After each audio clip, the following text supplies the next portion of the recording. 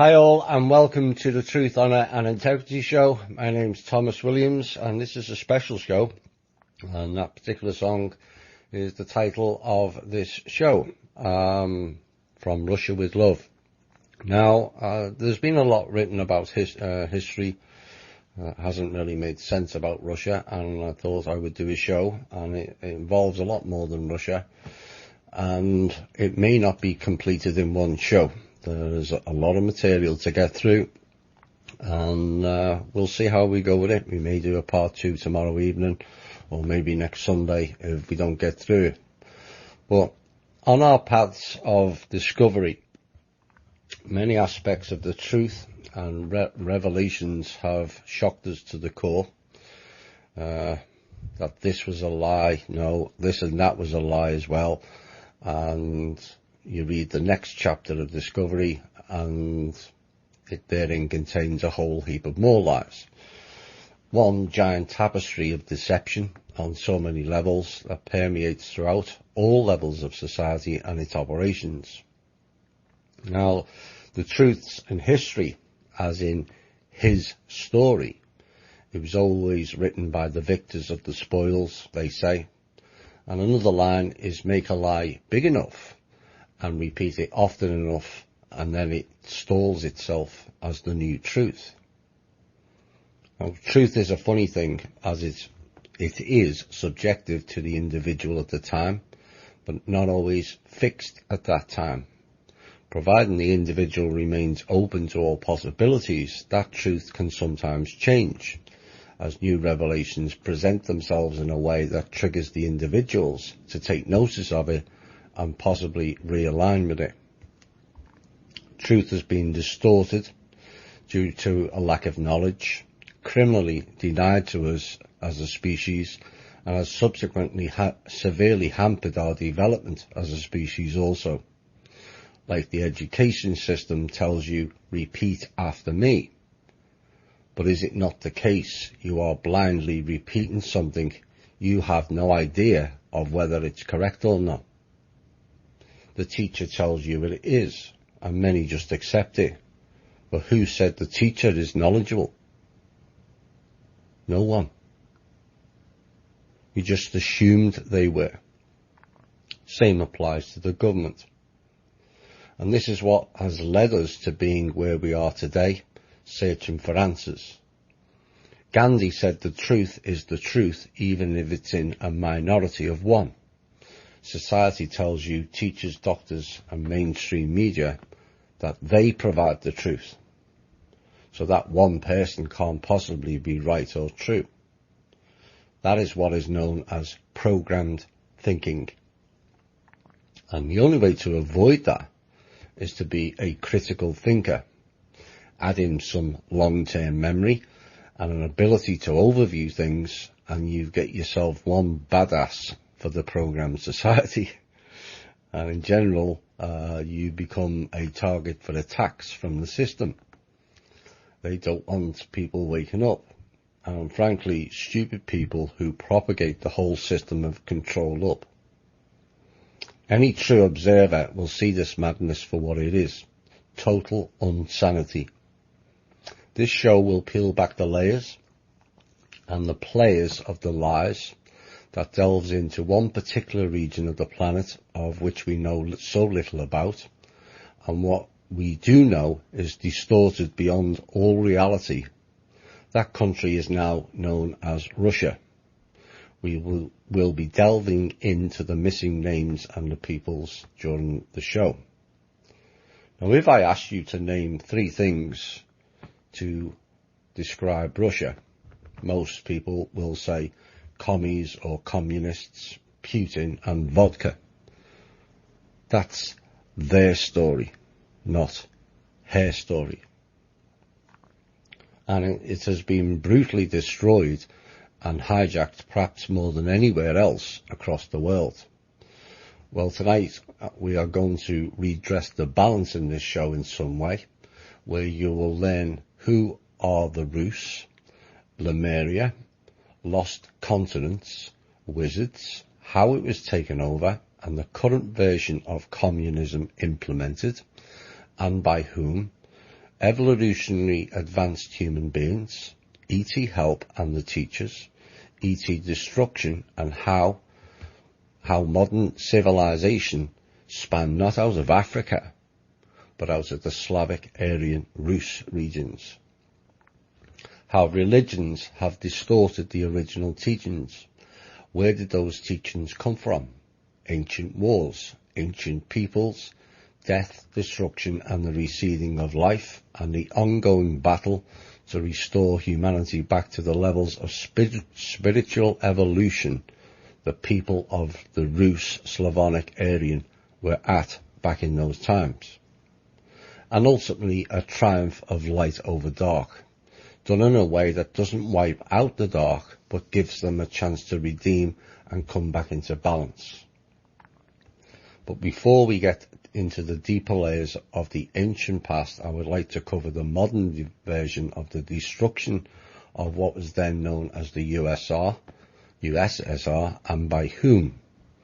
I know, and I have relayed in other shows, that World War I was all about stealing the wealth and destroying Russia. At the same time, certain peoples who were instrumental in that catastrophic collapse of a country and its peoples were busy in another country setting the stage for future battles of control via the Balfour Declaration.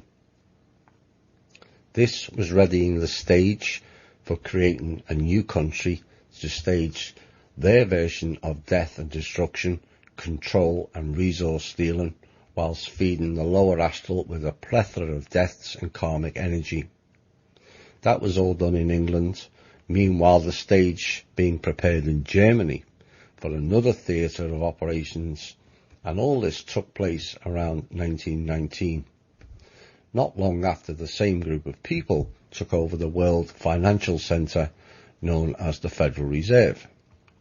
A systematic global takeover by one particular group doing the dirty work of a hidden element many people deny exists, but it also must be remembered that we must not tarnish all the peoples connected to the group as all being the same. They are not, and have been damaged in more cleverer ways using psychology than their political agenda peoples have done to Russia and many other countries. The beginning of this show is about the Russian Bolshevik Revolution in 1919, and I hope you enjoy this show, and here is a piece of music to get us started. Right, let's get into the meat of the show. A lot of this material, for those who like to know where the background came from, is predominantly by a guy called Nikolai Levashov. There has been numerous other sources, both in Russia and America, plus my own knowledge and opinion has been interspersed into this piece, and I hope you enjoy it. Right, among the many great empires of the world, there has been much history revealed, whether it was the Roman, the British, the Ottoman, Genghis Khan, the Greek, and the current American empire, as it's called, and all of it lavished with narratives of great achievements in battles and conquests, and yet curiously hardly any of the rest of the world know of the Rus Empire, or the region of Tartaria, or even less about the whole continent that went missing north of Siberia. History's teachers never told us any of that knowledge, and tonight we'll find out why. Now, back in 1919, when the USSR was being looted, having lost the war, a revolution, as it was called, took place, not by the Russian people, but by outsiders claiming all the spoils of a deliberately engineered war. Why did I say it was deliberate?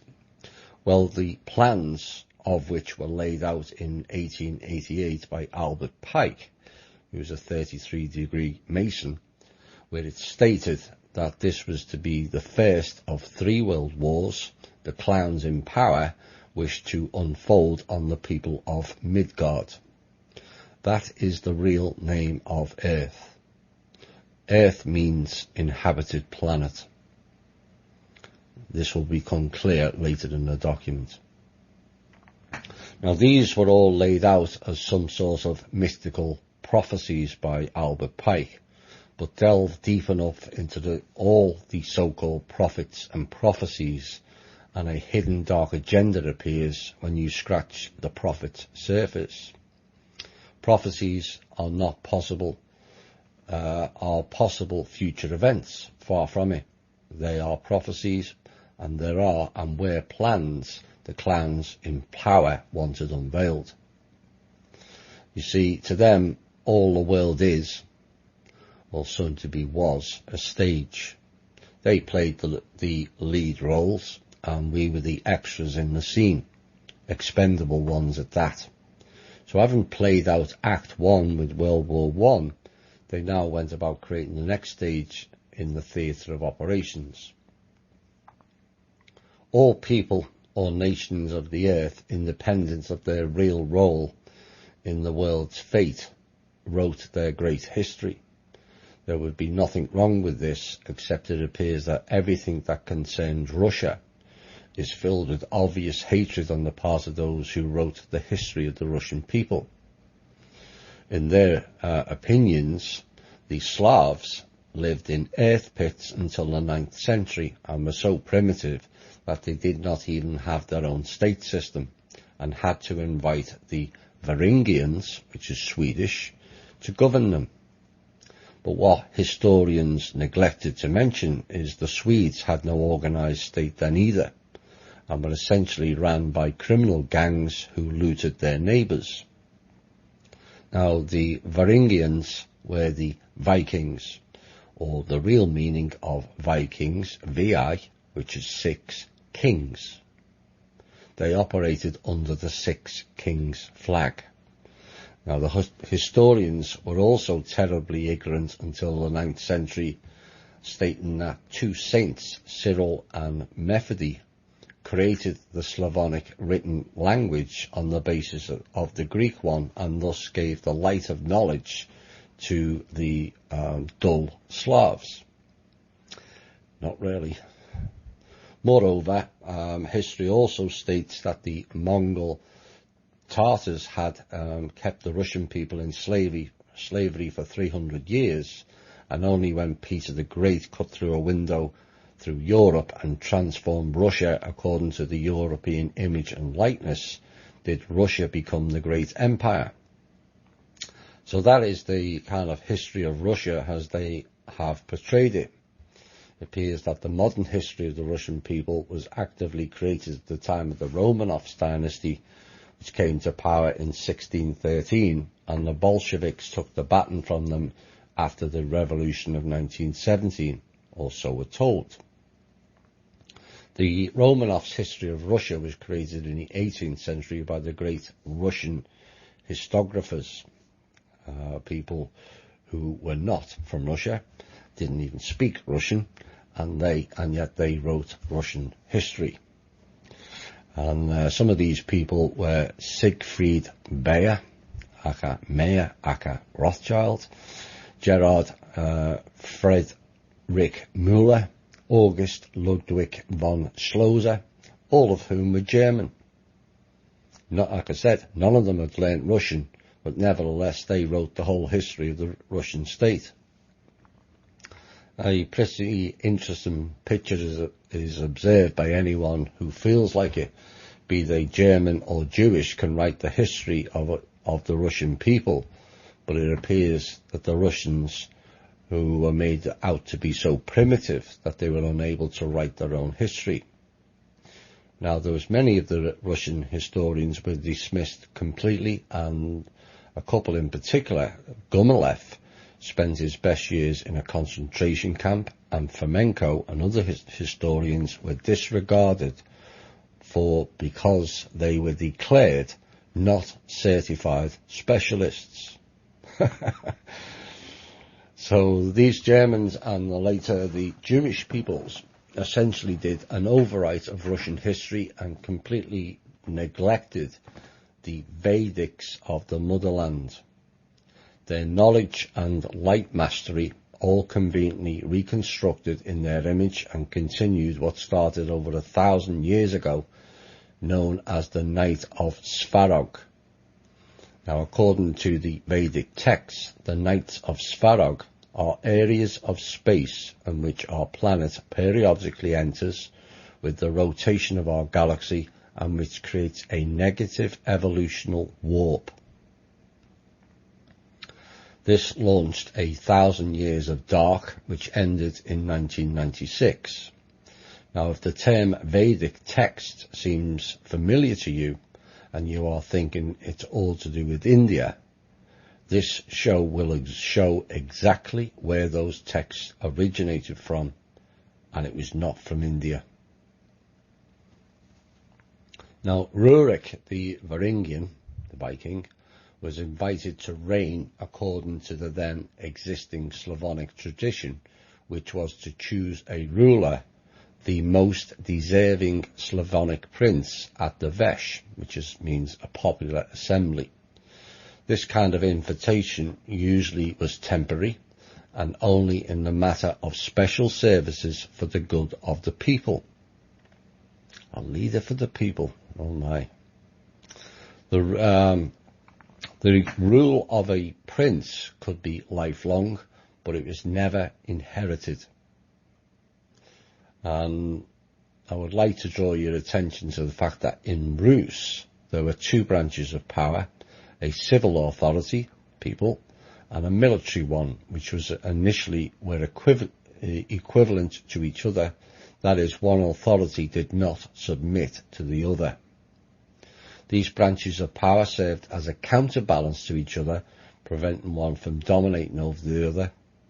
And oh, how America and other countries require that balance of governance now.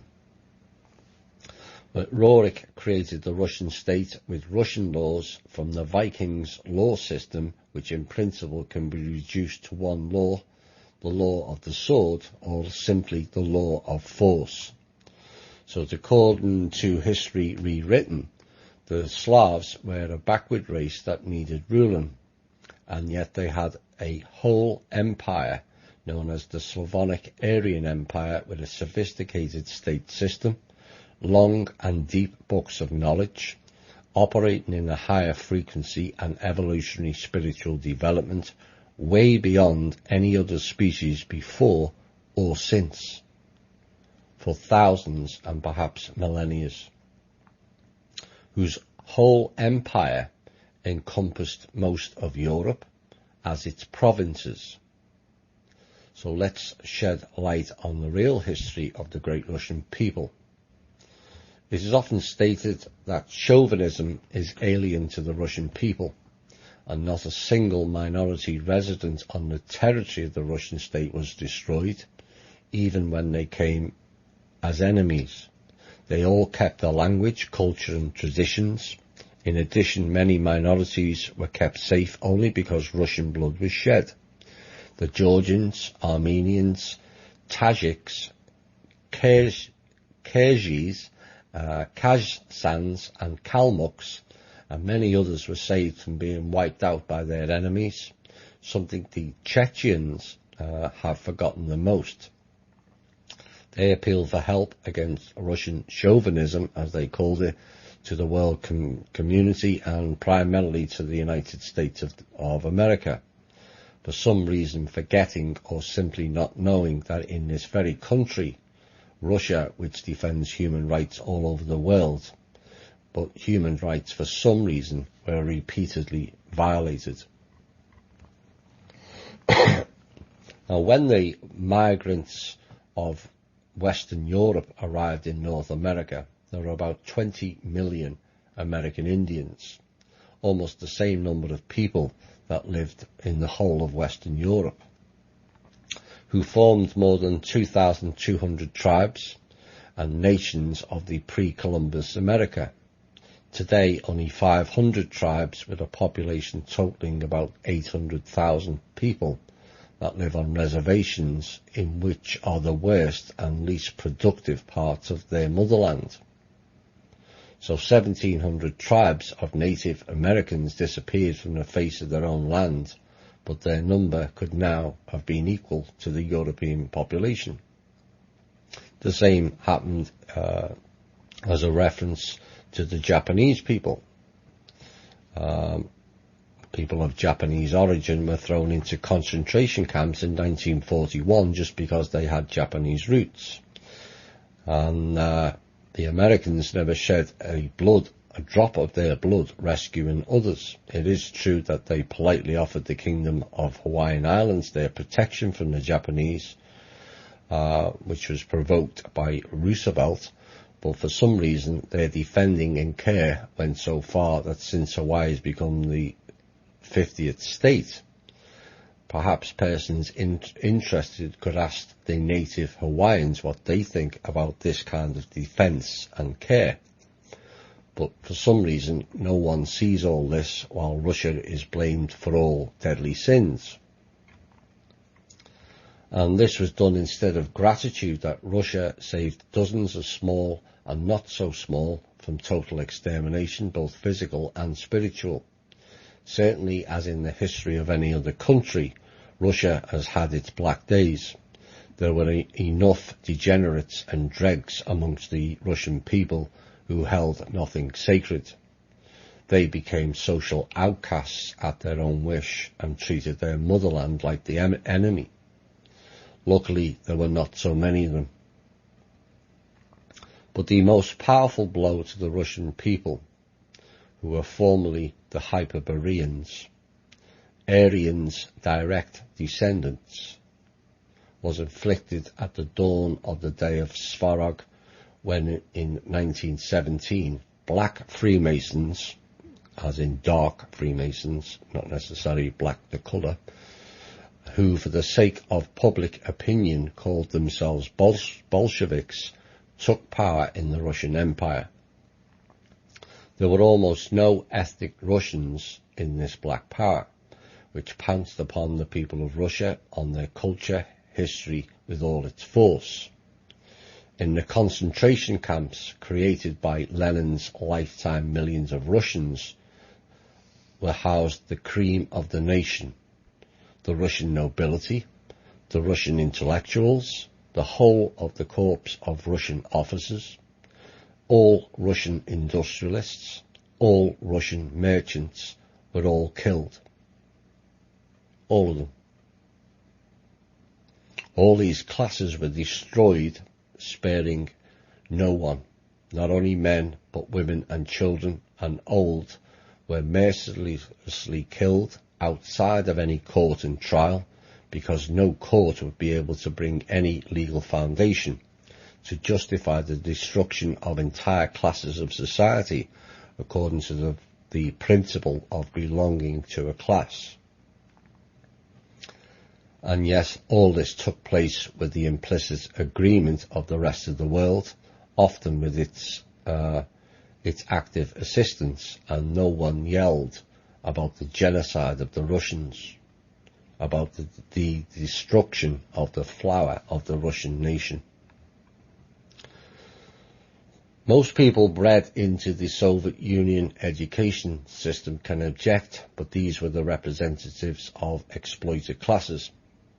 The great Karl Marx and his no less great, in inverted commas, or quote unquote, followers like Friedrich Engels, Vladimir Ulyanov, which is Lenin, Leo Trotsky, whose real name was Bronstein, and many, many others wrote and said so. All people mentioned above, as well as most other theorists and practical workers of the revolution, were ethnic Jews. So why is the revolution in Russia called the Great Russian Revolution, if Jews theoretically laid the foundation and put it into practice using the money from the American Jewish people? Now, the last part they mentioned about the money, $20 million was delivered to Russia in August 1917 by Leo Trotsky, who was an ethnic Jew born in the Russian Empire, but also was an American citizen. It was this money in gold which was an unbelievably enormous sum for those times, from the Russian ally known as America, which allowed the black Freemasons of Judaic nationality to hire Latvian hitmen, Chinese criminals who, together with Judaic fighting squads, perpetrated the Great Russian Revolution. Now, after the overthrow of the Russian government and the death of all the officials, the demographics of the important positions in Russia changed drastically. Now, according to the data that was furnished, out of 556 important functionaries of the Bolshevik state in 1918-1919, there were 2 Ukrainians, 11 Armenians, 35 Lets, known as Latvians now, 15 Germans, 1 Hungarian, 10 Georgians, 3 Polish people, 3 people from Finland, 1 Czechoslovakian, and 1 Karen. And the 2 key figures that are left, just 17 people were Russian. By far the largest number of peoples, at 82% of the overall numbers, was 557 Jewish people. And that was the Great Russian Revolution. So after the Great Russian Revolution had won and the flower of the Russian nation had been destroyed, new black rulers organised an artificial famine. So they went one step further, which ultimately starved to death 20 million peasants. This was after destroying the higher classes. The vast majority of those people were killed were the Rus people, Ukrainians, and the Belarusians. Then they set about trying to make people voluntarily enter what is known as kibbutzim, which is collective farms, an idea that came from Lazar Kaganovich, who presented the idea to Joseph Stalin. Both of them were Zionists. A Zionist education was implemented that was stated that the peasants must operate in the light, and in order to do so, that to the Russian Muzhik, the Israelites in power decided to organize what they called the Enlightenment of Souls, and created an artificial famine, taking away from the peasants all their grain and all their seeds. On collecting an enormous amount of first-class grain, communists sold it for nothing on the American exchange through the Soviets' best friend Armand Hammer, who was another Zionist, thus causing a crisis at the exchange, as a result of which the American farmers were forced to either throw away their own grain they had produced or sell it for peanuts to Hammer.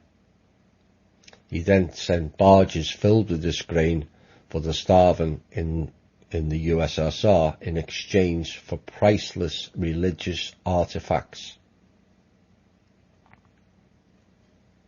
The Russian Orthodox Church, which had accumulated these knickknacks for well over 1,000 years,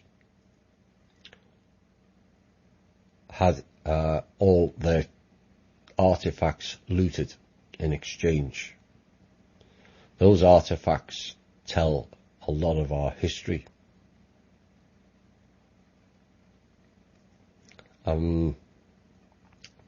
This is possibly why it may have been a more historic importance than people realized when the Russian Orthodox Church visited Israel for the first time, possibly ever, recently.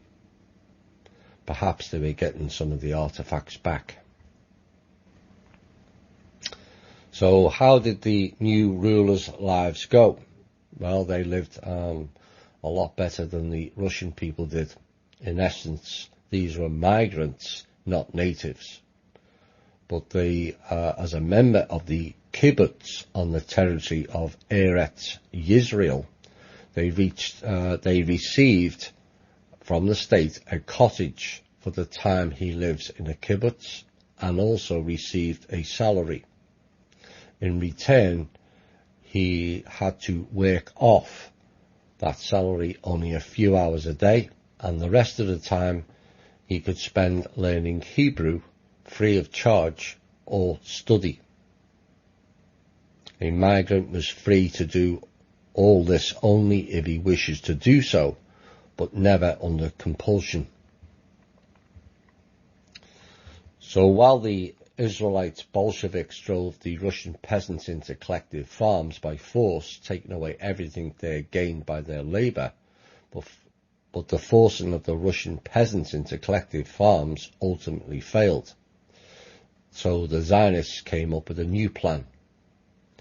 A wealthy peasant was known as a kulak, the Russian term for wealthy farmers, and 5 million persons immediately were stripped of all their possessions and sent to Siberia,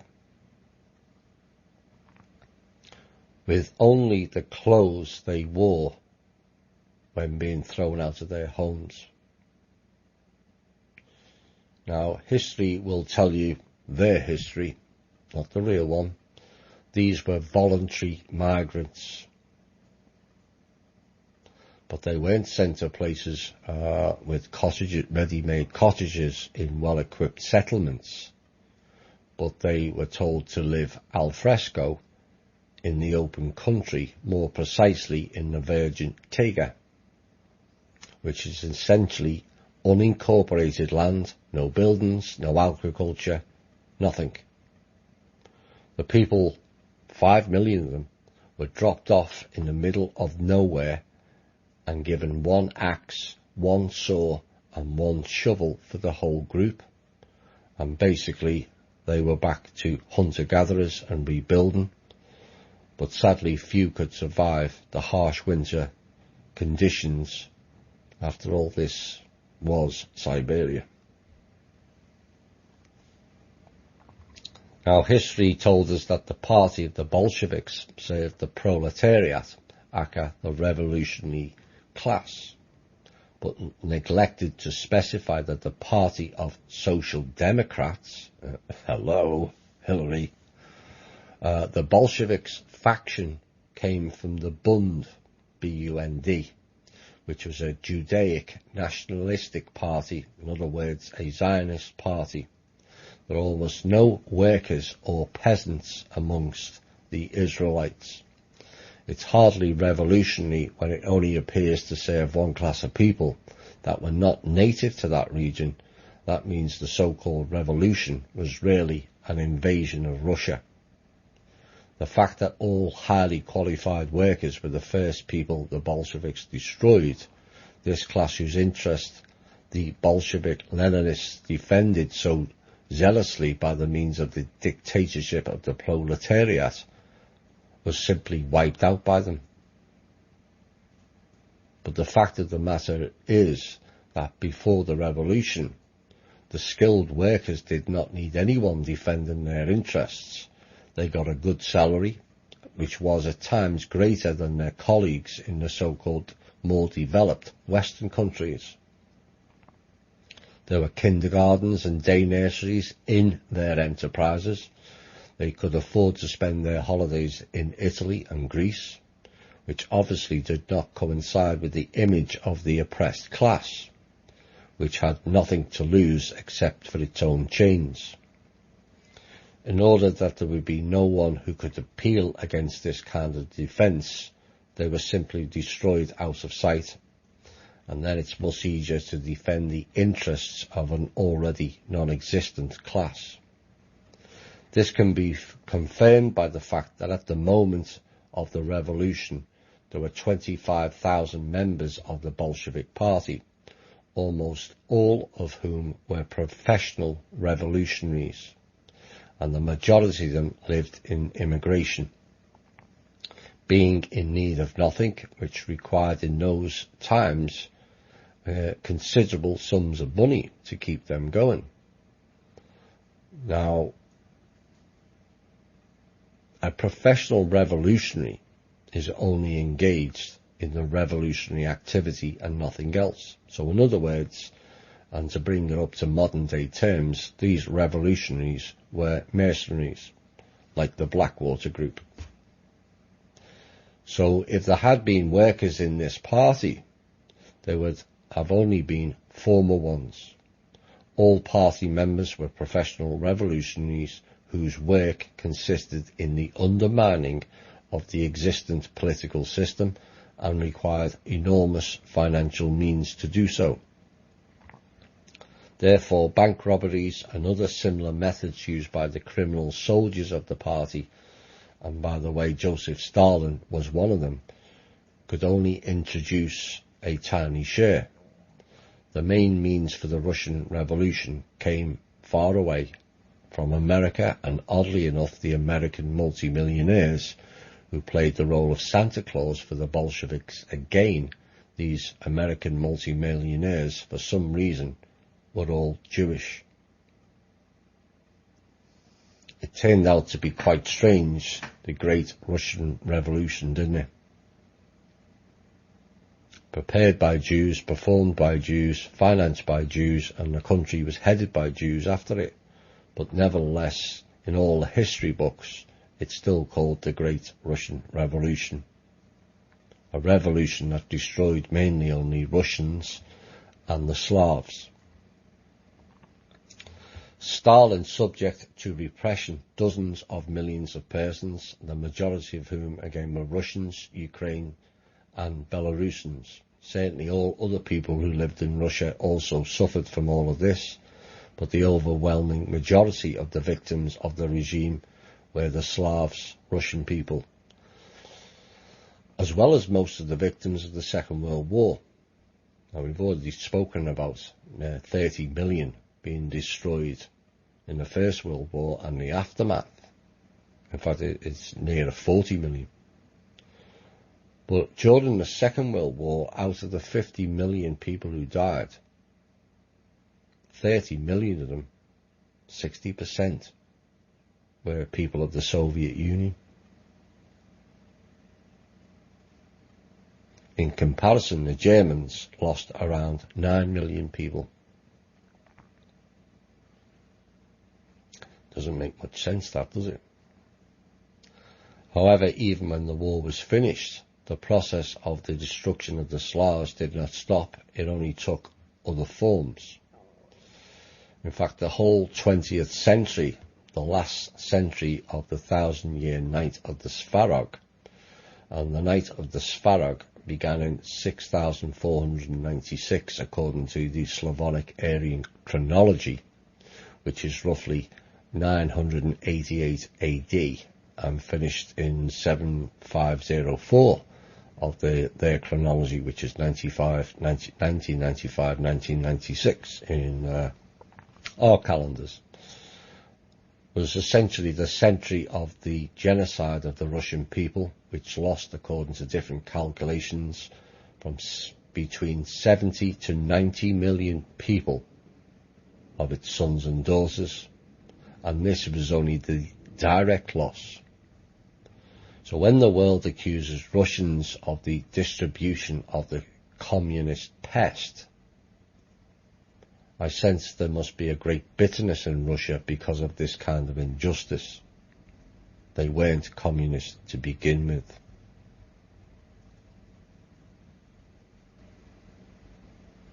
Now, for me personally, if I was asked the essence of why I do what I do, the answer will always be injustice and the wrongness of this world.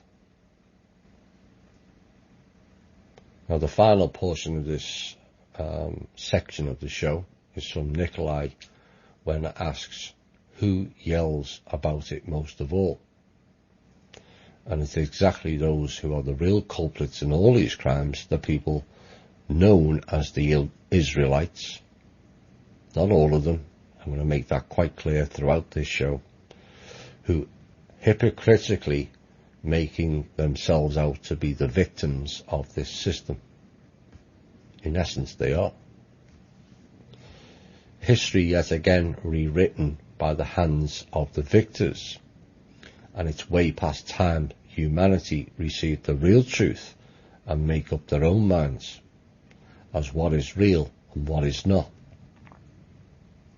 I want to make it clear again, this is in no way disparaging to all Jewish people, no more than American people can all be blamed for the total genocide of the USA Inc. military has perpetrated globally since World War II. This is a select group within their community, being led by insidious psychopaths that care not for humanity in the slightest, and least of all the Jewish people themselves. To them, it's all about a political ideology and an agenda, with an end goal of them controlling the whole world, its people, the knowledge and our resources, and then holding us to ransom. I think it's high time the treasonous act against humanity is shut down once and for all, and the people see Russia and its people in a new light, and I mean light and not the total darkness that has been portrayed to the rest of the world. We're going to have a music. Hi all and welcome back. A fairly sobering story, that, and sad one. But it won't all be sad, this show. We will get into various topics. And the next one kind of sets the stage for what the people known as the Rus and another people known as the Urs. Now, man as a living organism occupies a certain niche in the ecological system of Earth. In fact, this niche is not arbitrary, but one which corresponds to the abilities and properties of a human organism and is in his way of life as a gregarious living creature. Therefore, the appearance of man as a species becomes possible only when an Earth's ecological system becomes complex and multi-level enough in the process of its own evolution development for free ecological niches to then appear. Now, the latter impose on the species which try to master them certain requirements. The adaptation to these niches result in the appearance in these species of the properties and qualities necessary for the origin and development of the mind. So everything must be in place before man or other living being has or can develop and thrive. So, in other words, the evolutional development of the vegetative world as the foundation of the pyramid of all living matter on any planet results in the appearance of mind at a certain stage of its development. Every ecological niche imposes certain conditions and limitations on the species which occupy it, such as the size and forms of living organisms, qualitative and quantitative composition of food, a certain periodicity of vital processes. Only these organisms which manage to adapt themselves to these requirements and conditions were able to survive during evolution. So let us see what happened to the ecological compartment occupied by modern man before his appearance on Midgard Earth, who dwelt in our ecological compartment. Well, before Homo sapiens, modern man appeared on the evolutional arena. His ecological niche had been occupied by a humanoid species which the anthropologists called Neanderthal man, who had thoroughly mastered his ecological compartment for several 100,000 years. Now, besides Neanderthal man, forced all other humanoid species out and reigned on Earth alone. Thus they populated the whole Earth and all its climatic zones, but nevertheless different races of the Neanderthal men failed to appear during all these millennia. Only one Neanderthal race reigned over the whole world, and each considerably excelled Cro-Magnon man physically, and was also covered by thick hair which they could never get rid of. A saber-toothed tiger was the only serious enemy which could cause them some trouble, and also Neanderthal men devoured individuals of their own species at the time. Everyone who was not a member of their clan, herd or tribe could be considered as food. Now, certainly it's difficult to judge Neanderthal men's intellect, but there is no proof that they were more stupid than Cro-Magnon men also. So they had reigned calmly for essentially hundreds of thousands of years until about 40,000 years ago. No one knows where modern man suddenly appeared. 3 races, black, red and yellow, appeared on Midgard Earth then, while the white race had appeared about 600,000 to 800,000 years before. The fossil remains of modern man, which have been found on different continents of Midgard, have exactly this age. For subjective and objective reasons, there is no information about the fossil remains of modern man on the territory of Siberia or about the sunken northern continent. Homo sapiens appeared everywhere at once on all continents. He was naked, without hair all over his body, and was weak in comparison to Neanderthal man. Several quite different races which had considerable differences in both the colour of the skin and the structure of the skull, skeleton and type of exchange processes also appeared simultaneously as if by magic. But for all that, they had one common feature. They were compatible between themselves, and this gave viable posterity. A new species cannot appear at once without having some transitional forms and going through the process of the accumulation and strengthening of positive mutations. Nothing of the kind is observed in the case of modern man. Homo sapiens just materialized from nowhere, and not a single skeleton older than 40,000 years has been found, although human skeletons are found everywhere since then and up to the present. However, according to the found skeletons, the white, yellow, red and black races can be clearly determined. Moreover, the older skeletons, the stronger racial features, which indicates the primordial purity of these races, which existed until they actively began to mix. Therefore, there could not be some single race, according to the opinion of orthodox science. It was the black race which, on its settling in Central America, mutated, and as a result new races, white, yellow and red, originated. Doesn't really make much sense, does it? But the facts themselves show quite the contrary. It's not the appearance of new races that has happened and still happens, but on the mixing of these races. The origin of sub-races, which means hybrid, and their gradual convergence occurs. Now it's almost impossible to find representatives of an absolutely pure nationality because of the fact that the processes of people mixing compromises both different nationalities within one race and also different races. Now, what the consequences of this are, we will consider later, but let's get back to the subject of appearance of modern man and different races on Earth.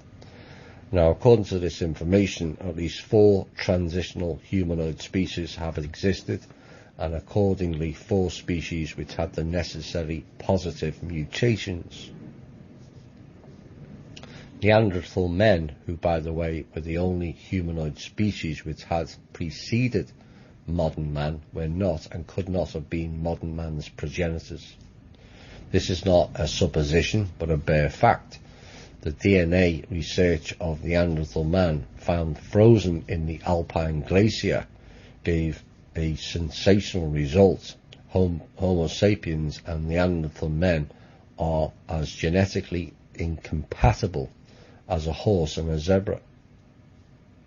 Although these species belong to one and the same mammal order, what is known as the artiodactyls, these 2 humanoid species are not only incompatible, they were not even able to produce sterile hybrids, as happens, for example, when crossing a horse and a donkey.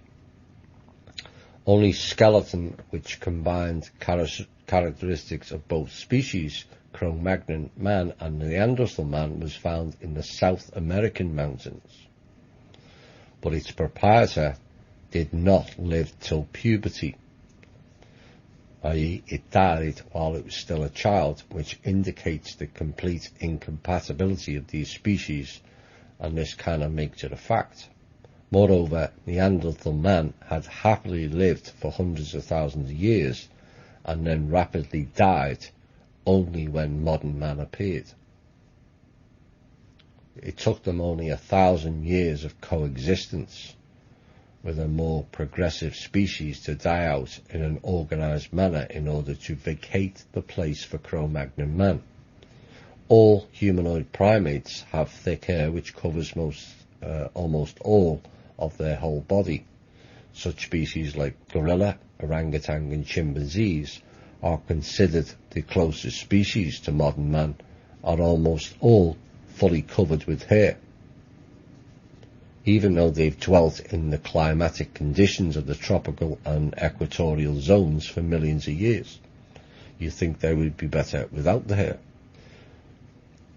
But they failed to shed their hair cover and to become reasoning, while modern man appeared ready-made naked with only rudimentary remains of hair cover on the body. This proves we didn't come from apes.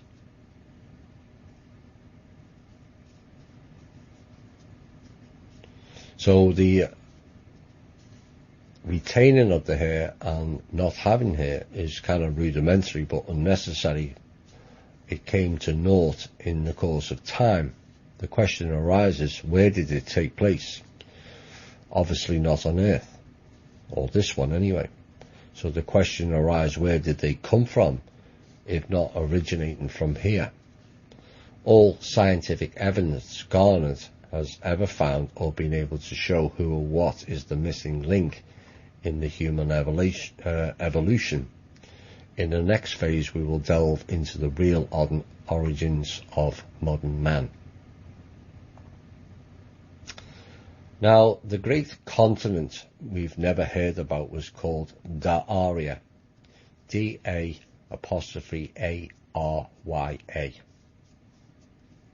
It is mentioned in several sources in Russia, but nowhere else, so it appears.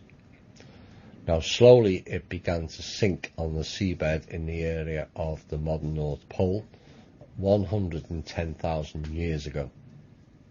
This was also known as Hyperborea. That is best known for the only Olympian out of the 12 in Greek history to frequent that place in winter times and share knowledge, healing and seeing with the peoples of Hyperborea. That person was known as Apollo, who was venerated by the Hyperboreans, who sent him gifts down to the temple in Delos, where Apollo resided. A place beyond the Boreas, which means north wind, was perfect, with the sun shining 24 hours a day. A sister island of Hyperborea was Thule. And many of you will know the legend of the Thule girls, of which Maria Orsic was the most famous known of them, who went on to form the Vril Society. Yet again, these appear to be of Rus origin, blonde hair and blue eyes. Now, I am aware of the stigma that brings to people's thoughts due to how the whole Aryan race was written against and around World War II. But like the Jewish peoples in the previous chapter, we cannot sweep them all with the same brush, when so much of our history is reversed and distorted.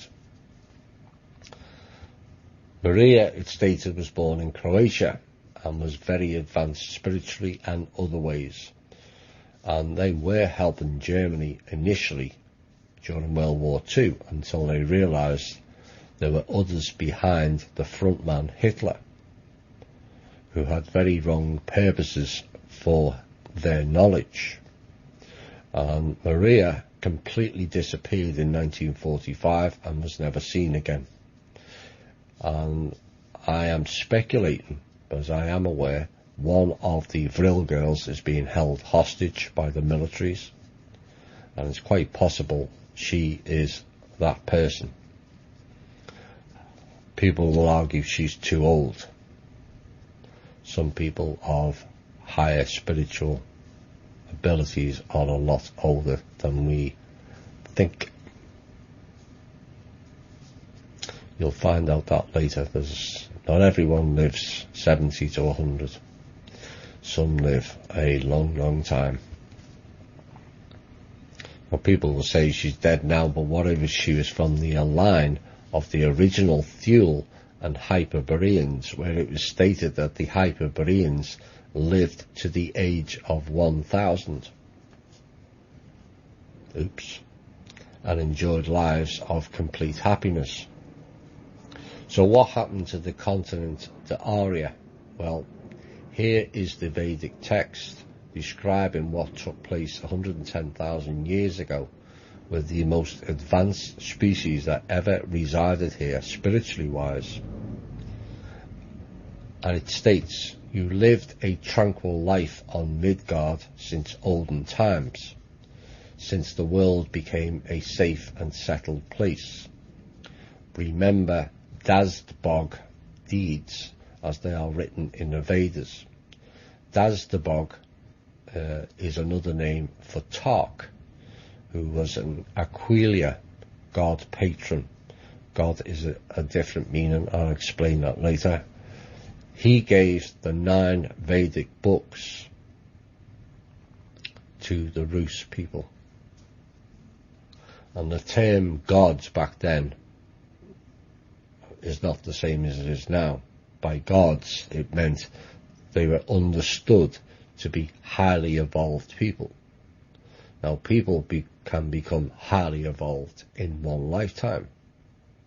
So it doesn't necessarily all have to be ascended masters arriving in crafts from multiple light years away. If you were a highly evolved person in this lifetime, you would be classed as a god back then. And it tells the tale of how he destroyed the Koshis, bulwarks, which means bases, placed upon the nearest moon. The nearest one. I've said in previous shows we had 3 moons. This document proves it.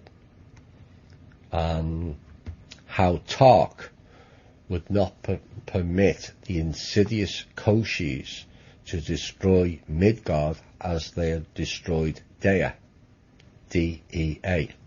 Now Dea is now the asteroid belt between the orbits of the planets Mars, which was known then as the Earth of Ore, and Jupiter the Earth of Perun.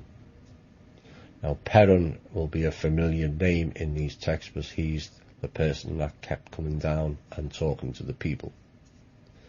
The waters of the moon created the flood. When the moon shattered to pieces, they fell from the sky to the earth like a rainbow, and like spharogiches, I nearly got that right, which means meteorites, a ray came down on Midgard earth.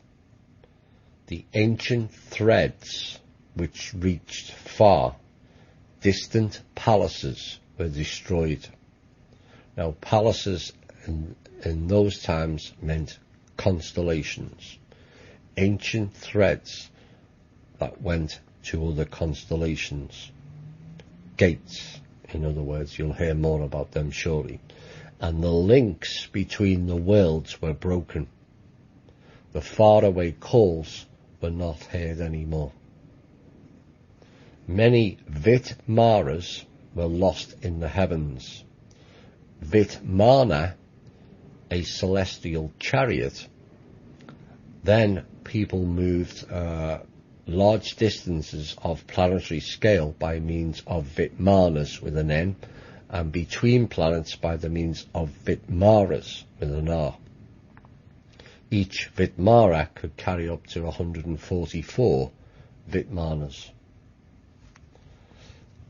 Until new threads were born, in other words, the gates were returned, or the portals, and their calls were heard in the palaces, constellations, as it follows from the Vedas, the Arya sank into the ocean abyss as a result of Dazdabog's actions to destroy the bases of the Koshis, rulers of the Grey, part of which was located on Lelia.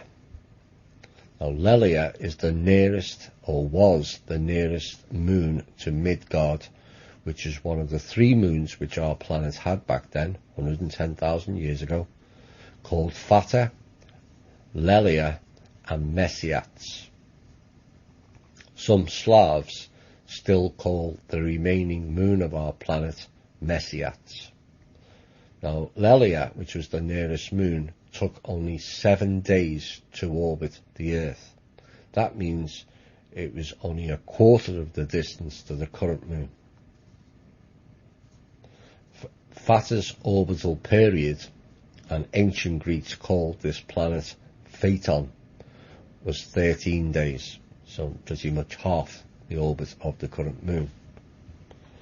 Dazdabog, or the god Tark Perunovich, a god keeper of the ancient great wisdom, was called giving a god, which means Daz or Daj is to give, and Bog is God, which is a higher evolved being, because he gave the 9 Santias, which is the books, to the people of the great race and the descendants of the celestial kin. These people were known as the Rus, hence the term Rusha. The Koshis, the princes of darkness, were the authentic rulers of the dark worlds, along with the dark legs and the dark R-legs. And in Russian fairy tales, in the Russian epic heroes, the battle with Koschei, the immortal rescuing Vasilisa, the beautiful, who symbolizes the motherland, Midgard Earth, from its claws. Now, as a result of the Star Wars between light and dark forces, one moon, Lelia, went off its orbit, and its splinter meteorites fell on the Earth, causing a planetary catastrophe. The tectonic plates were displaced, and Arya sank into the Arctic Ocean. You didn't hear about that continent, did you? I wonder why. Undoubtedly, this continent did exist and was an ancient motherland of the white race. As a result of the catastrophe, it went down to the seabed, but there's another question then: where are the sunken continents? Which were the ancient motherlands of the other races? You see, there was a giant flood. it literally wiped everything out. Imagine you see what happens when there's an earthquake of 7 or 8 on the Richter scale, and the tsunami caused through the Indian Ocean. Can you imagine a whole continent dropping into the water, and water and a whole moon raining down from the sky? Where are the continents of the yellow, black and red races? And if these sunken continents existed, the probability of their simultaneously immersion on the bottom of the ocean is 0. In fact, there were not many unnecessary continents on Midgard Earth back then. So there are no arguments which could explain the absence of fossil remains of transitional forms. The reason this is impossible to explain is simple. Modern man, basic races of Homo sapiens, never evolved on Midgard Earth.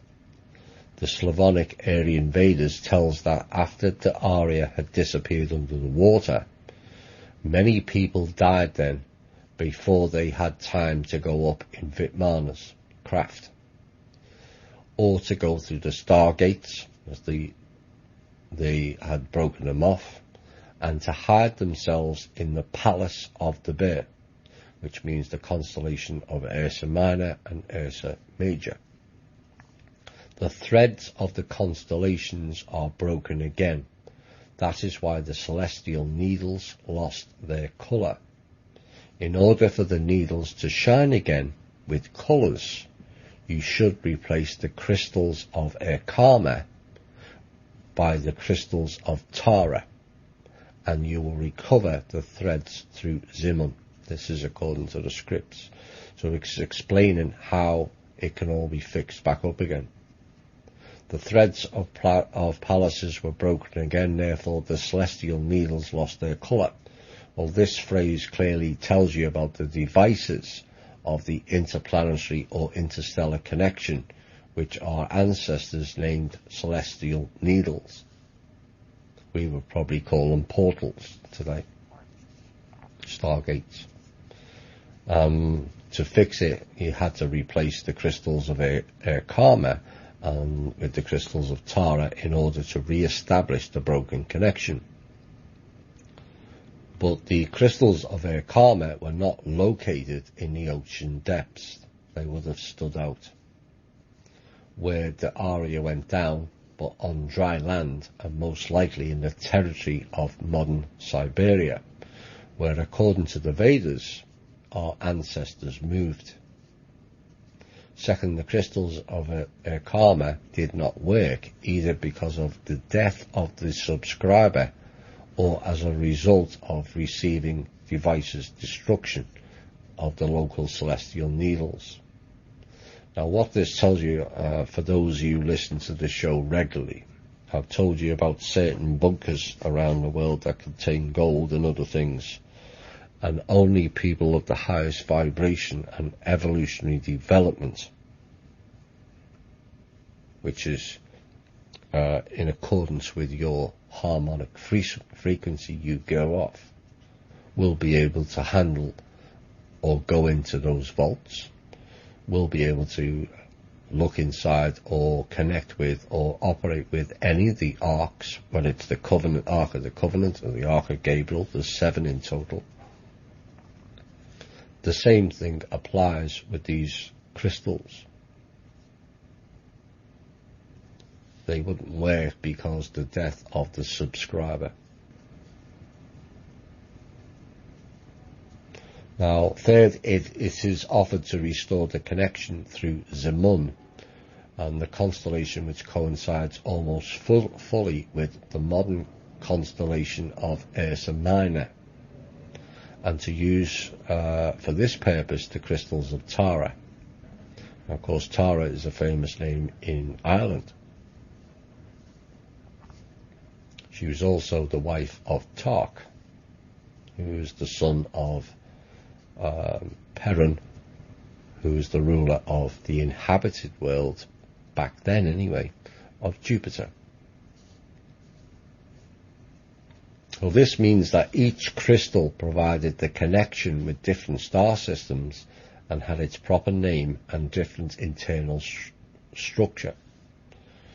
Some, as it follows from the Slavonic Aryan Vedas, had abandoned Midgard Earth on the Vitmanas. Some went through the stargates and hid in the Palace of the Bear. And in other words, some people, one way or another, were able to abandon Midgard Earth and settle on one of the planets in the constellation of the Bear. There is a question, did all who had not died abandon Midgard Earth, or some, nevertheless, did they remain? If no one was left on Midgard Earth after the catastrophe, then it turns out the second colonization of our planet happened about 40,000 years ago, and those who saved themselves in the constellation of the Bear, Ursa Minor, returned. Or probably some people had moved to the Siberian expanses and began to grow roots in a new place. But if that is so, Siberia continues to keep the proofs of presence of a highly developed civilization in the bowels of the earth. And time will come, and probably has come already, when these proofs will appear before an amazed humanity which has forgotten its star roots. A sobering thought is that our ancestors who lived in harmony with nature, so many of us are trying to restore or return that, where they were highly evolved spiritually and evolutionary, stacked with knowledge, who also had the ability to travel by craft and by gate to all corners of the universe, speak to other beings on other worlds as a matter of fact, and all that was stripped away by the dark forces who go by many names. And what we are left with, due to the broken stargates and celestial needles, left us cut astray, far away from all our brothers and sisters in the universe and beyond, and have been left to be abused, tortured, terrorized, and loosed like a battery at the behest of demonic dark forces.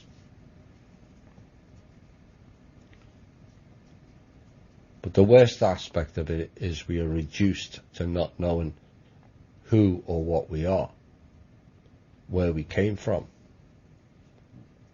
little to no knowledge, a confused state, feeling that everything is outside of us, and we have to worship externally to God or gods who are just loosing your energy and your life force.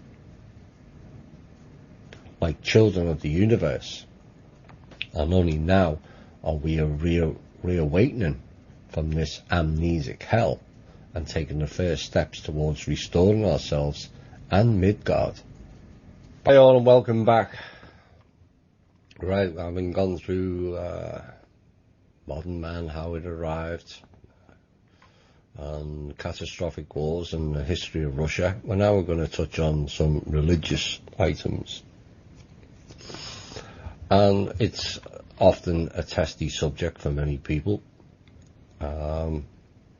When you start delving into the research of it, large chunks of it falls apart and doesn't make sense.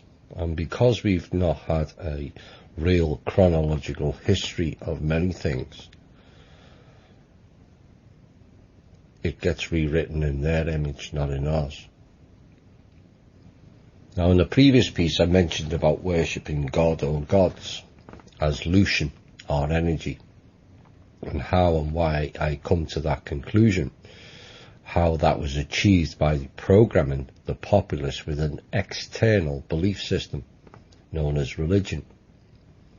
This mode of control has done much damage to the human psyche, not to mention the endless deaths perpetrated in the name of the church, the name of a God, or Jesus.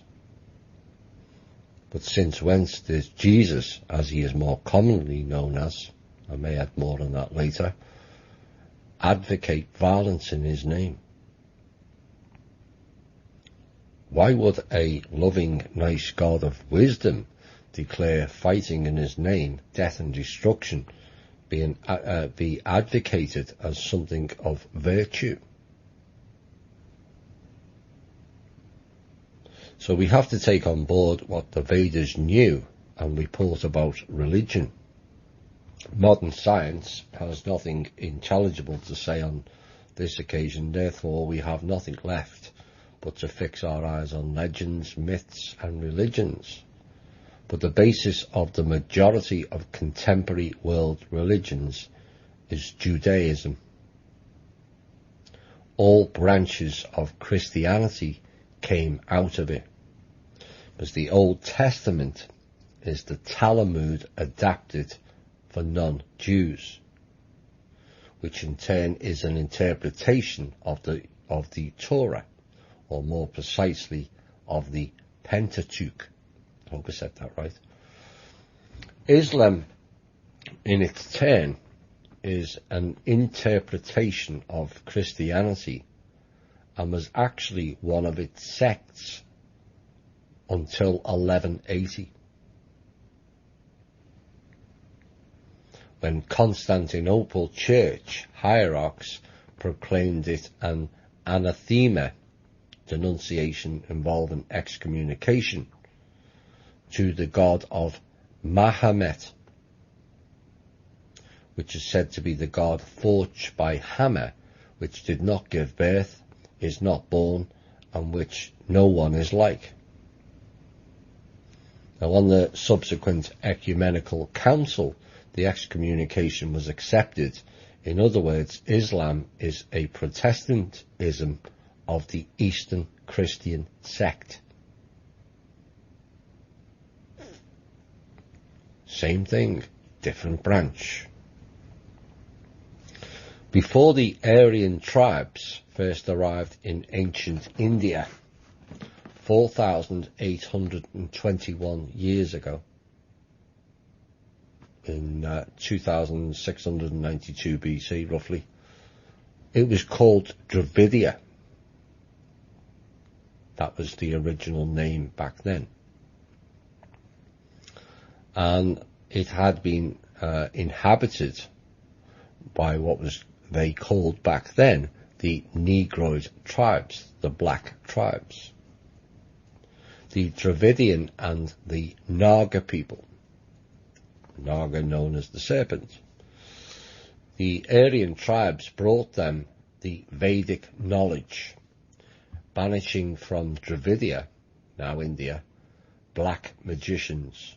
That was the real quest, to rid this planet of the dark magicians. It still goes on to this day.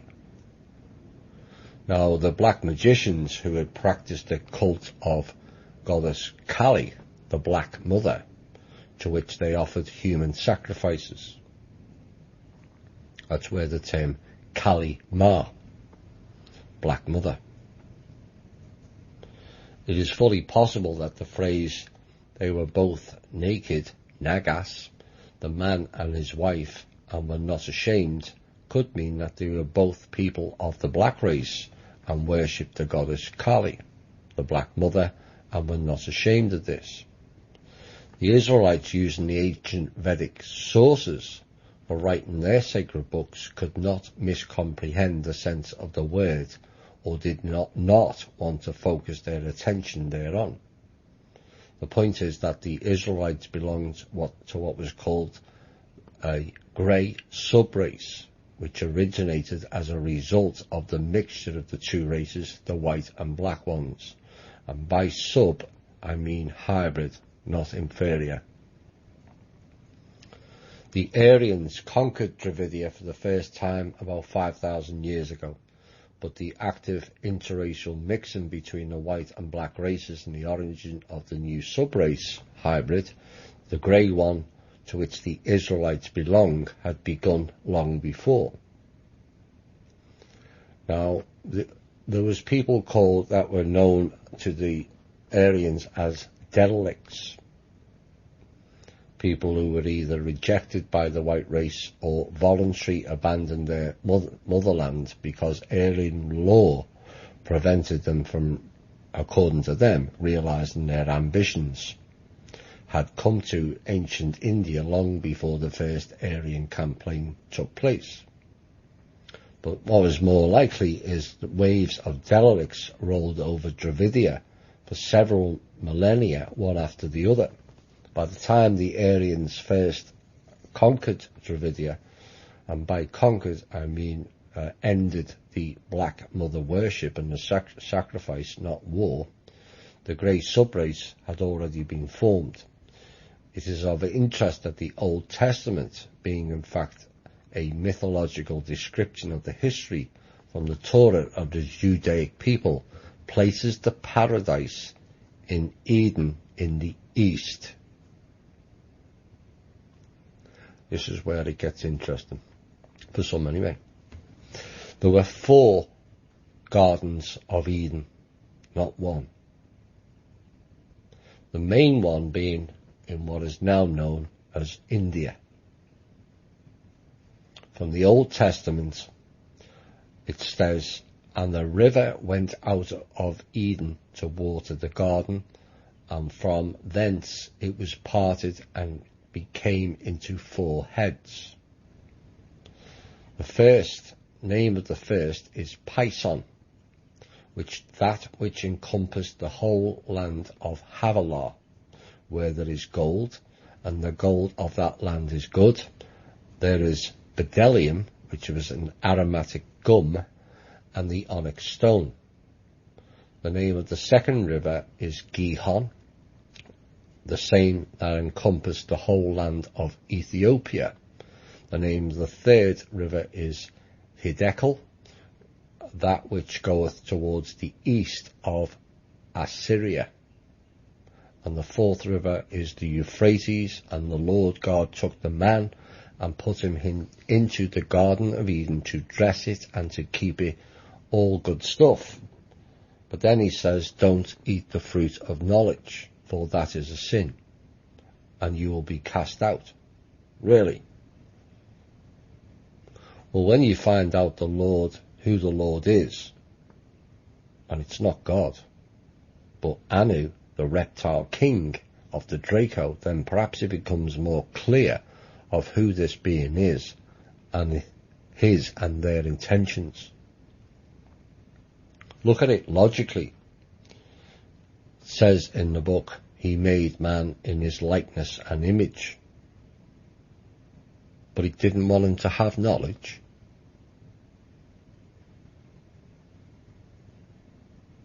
Why bother putting the tree there in the garden in the first place? Why bother doing that? Because he wanted man to fail, is why.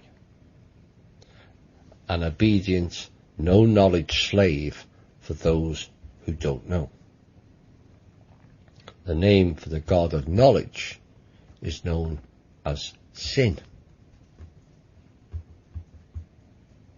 Now the river Pison is the river Ganges, because Eden in Hebrew is Gan Eden. And when the Aryan tribes defeated the Dravidian black magicians' civilization, they came to Mesopotamia, which means the land between the 2 rivers. Later on, the representatives of the grey race, mixture of the white Russians and the black Dravidians, which some will say devil worshippers, who were involved in that cult. I'm not too sure it was a whole race of people, but it's also noteworthy to point out that the country known as Iran literally means the land of the Aryans. Oops. Azerbaijan also. Now, the former Iran is where the original Mana Kingdom was located in the first millennium BC. So clearly, as some would like to proffer up as a denial of the knowledge and pull out the race card of all things Aryan is all about the white race only. Clearly that's not correct. It was about teaching all the peoples of the world to be in a better vibration. Colours, races or countries didn't matter.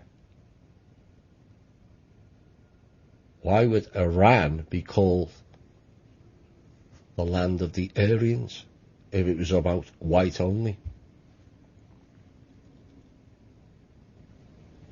And only the political correct narrative aligned with the BS history written into it and surrounding World War II, having destroyed between 70 and 90 million Rus people that completely were erased from history in the previous 30 years. They then set out to denigrate everything else and create a negative about the Aryan race, all surrounding a German narrative about a special super race of blue-eyed blondes. They were right in the first part. They were a special race. But the conditions laid forth to accomplish that was never Aryan in origin.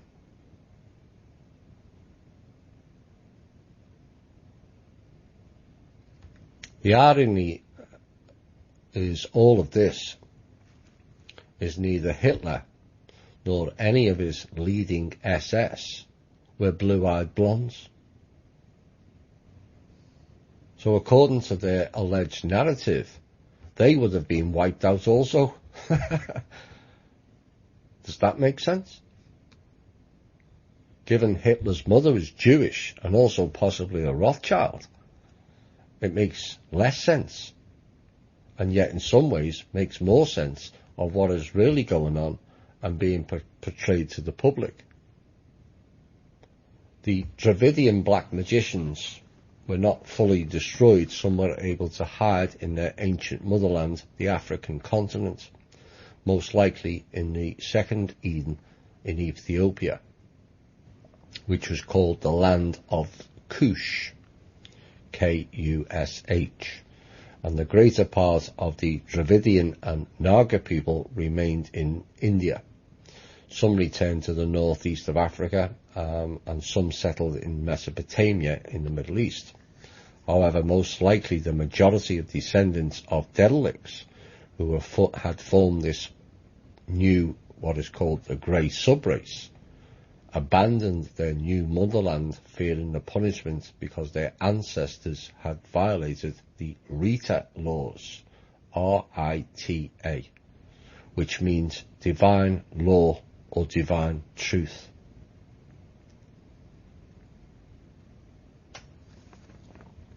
Now, Eden was clearly a sacred place for the tribes of the Dravidian and the Naga people who worshipped the Black Mother, especially for the priestess goddess Kali Ma, because the servants of this goddess were all women.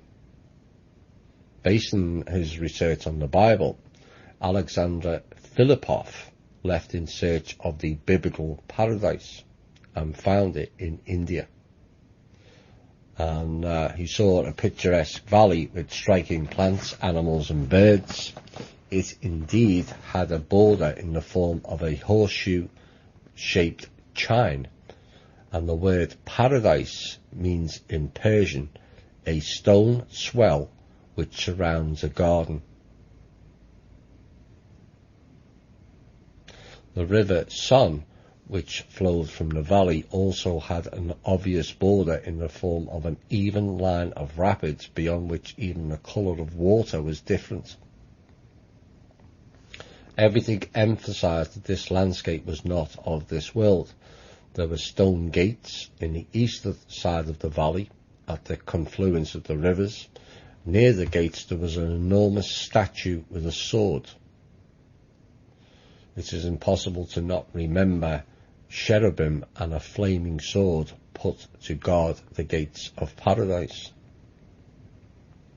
So from all the biblical descriptions, this person found the original Eden.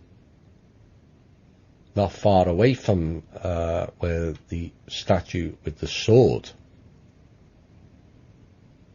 was a tree, grew with the sculptures of 3 cobras. It was enclosed and decorated with flowers and beads, and there was an enormous handmade tree with a serpent winding around its trunk in the heart of the valley. It turned out that for the Hindu, which are descendants of the Dravidian and Naga people, it was a sacred place. They think that Shiva was born in this valley. Shiva in Hinduism and Brahmanism is one of the 3 supreme deities along with Brahma and Vishnu. Now Brahma is a god creator, Vishnu is a god keeper, and Shiva is a god destroyer. Shiva in Hinduism is a great god, Mahadeva. Only Brahma and Vishnu were his equals. Shiva is said to be eternal. He is the head of evil spirits, the god of fury, madness and wild orgies, and at the same time the god of asceticism and the head of yogis. Shiva is the killer of Kama, the deity of love, who dared to trouble his soul. His symbols are, take note, a bull, phallus and moon. The god of fury with symbols of a bull, phallus and moon. Oh my. He's usually portrayed with a trident and a necklace made of human skulls. Nice chap. Of course, Shiva is the egregore for in the front of the CERN building, or was.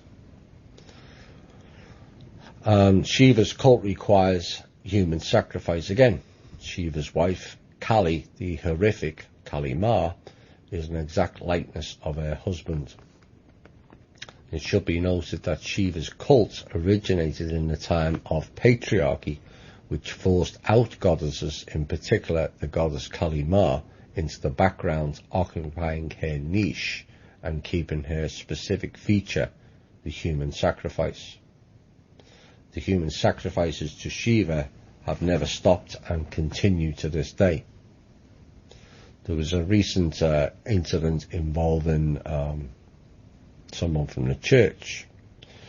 A temple priest chopped off the head of an 8-year-old boy with a dagger to honour the deity by human sacrifice in a town in Bijnor district.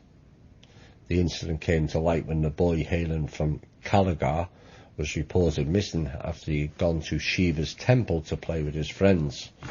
His body was later recovered from the nearby bushes, and upon interrogation the priest confessed to the crime, and the police said adding the priest had been arrested. Certainly human sacrifices takes place secretly and on a much lesser scale compared to ancient times, but it does not change the essence of this cult. So the god Shiva simply adopted an historical relay race from the hands of the goddess Kali Ma. Shiva's status as a husband of a goddess called Kali the Horrific only confirms this succession. Now I want to make it clear, I'm not telling anyone, this is me, that there is no God, as it's called. To me it's known as Source. And each and every one of you is part of that. So in essence, you are all the God particle. So why not worship yourself? Why do we have to sacrifice people to these dark magicians? All the so-called gods in scriptures were not God at all, but sick and twisted individuals portraying and bestowing themselves with false titles. The embodiment is replicated here via the bloodline families. Another group who think they are more important or more special than everyone else. Message to them: you're not.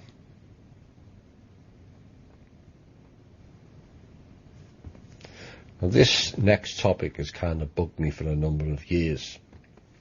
After seeing patterns of names in places and planets as to why U-R was in so many of them.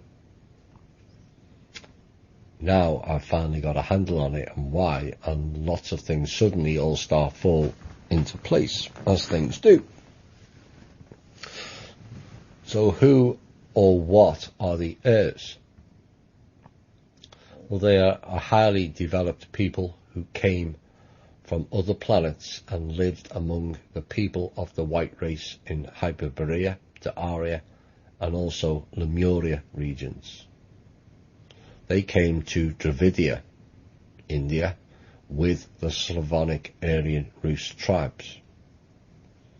Now, the heirs were the Aryan teachers and defenders.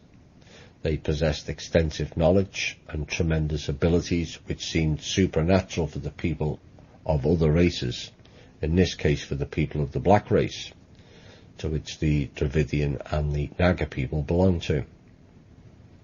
Well, the heirs were the representatives of the light forces of the universe. They were the Volkovs, the Vedans, and the white magicians for the Aryans. In principle, exactly these Volkovs organized the campaign and led the Aryan tribes to Dravidia in order to stop the distribution of the dark forces' influence. Next is an excerpt from the text stating what took place. In the times of a new great Asa, battle in the heavens, which is the battle between light and dark, the dark were expelled from all earths of the Makosh. Remember, earths means inhabited planet, not just this place. Makosh is the Great Bear. They were expelled from Radha, which is now known as Orion, and the race palaces, which is Leo. Therefore, the dark way of spirits and souls began to go only through the world of people who lived on the earths in the arm of the Swati galaxy. Could be the Milky Way, I'm not too sure. An ascension along the Golden Way became possible only through the world of people. An important line. Midgard Earth, being in the middle between light and darkness, began to play an important role. Therefore, the dark forces decided to give power over the people to demons. That is why there is a fight between dark and light forces on Midgard Earth, in which people from different clans and nations took part. That was from one of the verses. Now, demons are mainly the non-corporeal forms known as dark jinns, smoky-type beings, or the spirits, the ghost world. Of course, people in recent times of the Western world, but not so amongst the native tribes, known as the other races, black, yellow and red, started on the same path as the other three races, using hallucinogenic drugs to get highs, but also entered the spirit world. Now, whether knowingly or not, people know my opinion on those drugs, but here is the medical and heirs' knowledge of what happens and the said consequences of taking these hallucinogenic drugs. Until now, the American Indian shamans from Central and South America used peyote, ayahuasca and other plants which contain one or another narcotic substance to bring themselves into the state of trance in order to contact the world of spirits. The shamans of Siberia used poisonous mushrooms for those ends, for example fly agarics. Nevertheless, the majority of these plants grow in the equatorial or tropical zones of our planet, which historically were natural to the habitat of the black and red races. Most known hallucinogens are fatal, being taken in large doses. Lesser doses cause serious psychical disturbances pretty quickly and can lead to death in the end. Narcotic substances belong to the group of vegetable poisons which render maximal effect on the neurons of the brain, because the nerve cells are the most sensitive and the blood, going on in its small circle of circulation, first enters the cerebrum, bearing the maximal concentration of the hallucinogens. As a result, the quantity of poisons that enters each brain cell in a time unit is several times greater than the neurons of the human brain are able to neutralize. It can't keep up with it. Therefore, the poisonous molecules getting through the cell's protective billows begin to destroy the neurons of the brain. The nerve cells begin to die, and in order to prevent the death of the brain and the whole organism, the human spirit is forced to unfold its brain structures of other levels of reality when the brain is not ready for this. As a result, the powerful streams of primary matters, which we covered in the Humanity Unplugged series, which flow through the brain, destroys the poisons, and for a short time a person gets the possibility to see, hear and feel what's going on at other levels of reality. Moreover, a person who possesses brightly expressed paranormal abilities is able to act there, which the ancient priestesses and priests used in full measure.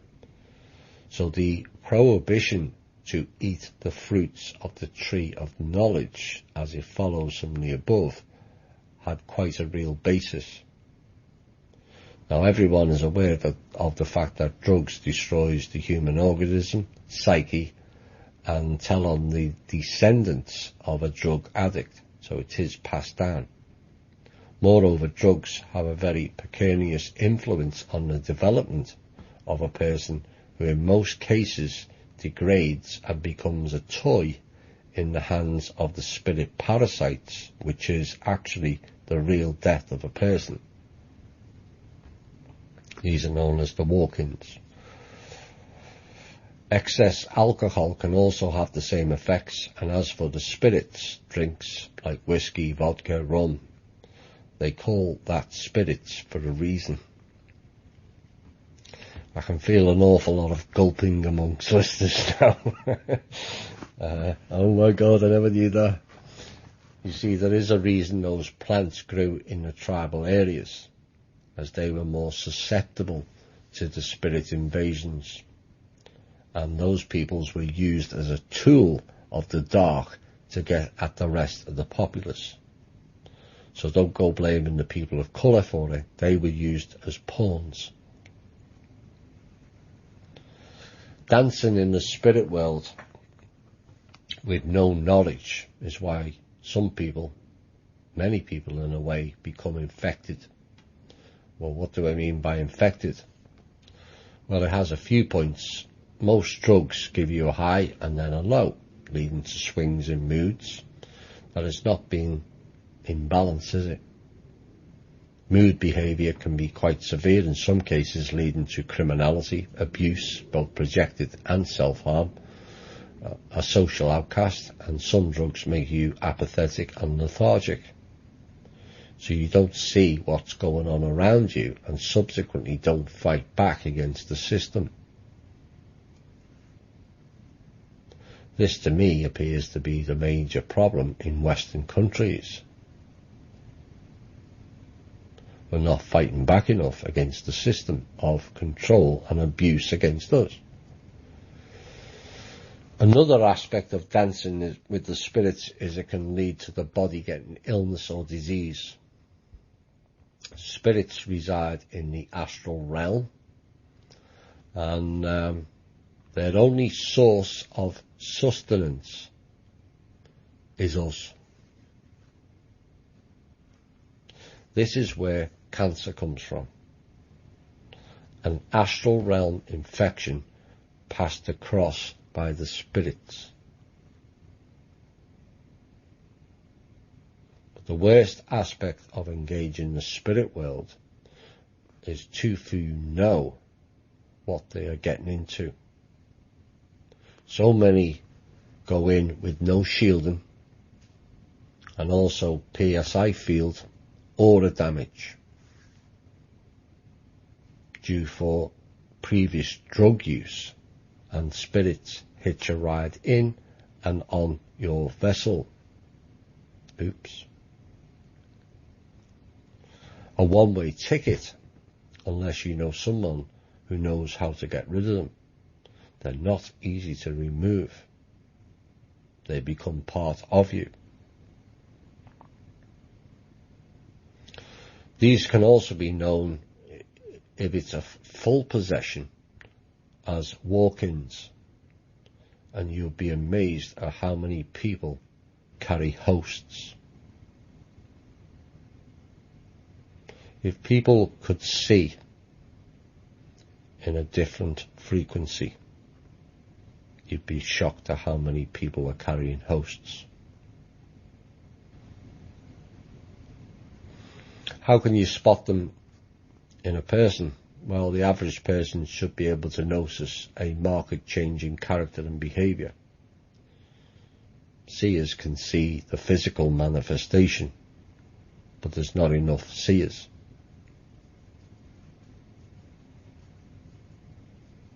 But for those that disbelieve, I will repeat the lines from the verse above. Therefore the dark way of spirits and souls began to go only through the world of people. Hello darkness, my old friend. Well, darkness can be a friend. It can teach you lessons, life lessons. Not everything about dark is negative. It can be taken in as a positive if used in the right way. The idea that they wanted, the heirs and the Rus wanted to wipe out the dark forces is not correct. They wanted to wipe out the practices of the dark forces and then hopefully go on and teach them how to operate in a better way. But the dark and light forces and the war is the next topic that we're going to be covering. This, given the time now, we're about 2 hours, 10 minutes in, and I'm about a third of the way through. Will probably be the last one tonight, and I may do the second part tomorrow. Tomorrow evening. We'll see how time goes. So the dark and light forces, some class it as good and evil. Some say that it's all very subjective and relative. And they would be partly right, but only partly.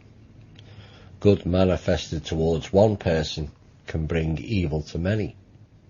And evil manifested towards many persons can bring good to one. The concepts of good and evil are not absolute, but relative. But these concepts become absolute ones when they are applied to certain situations and events.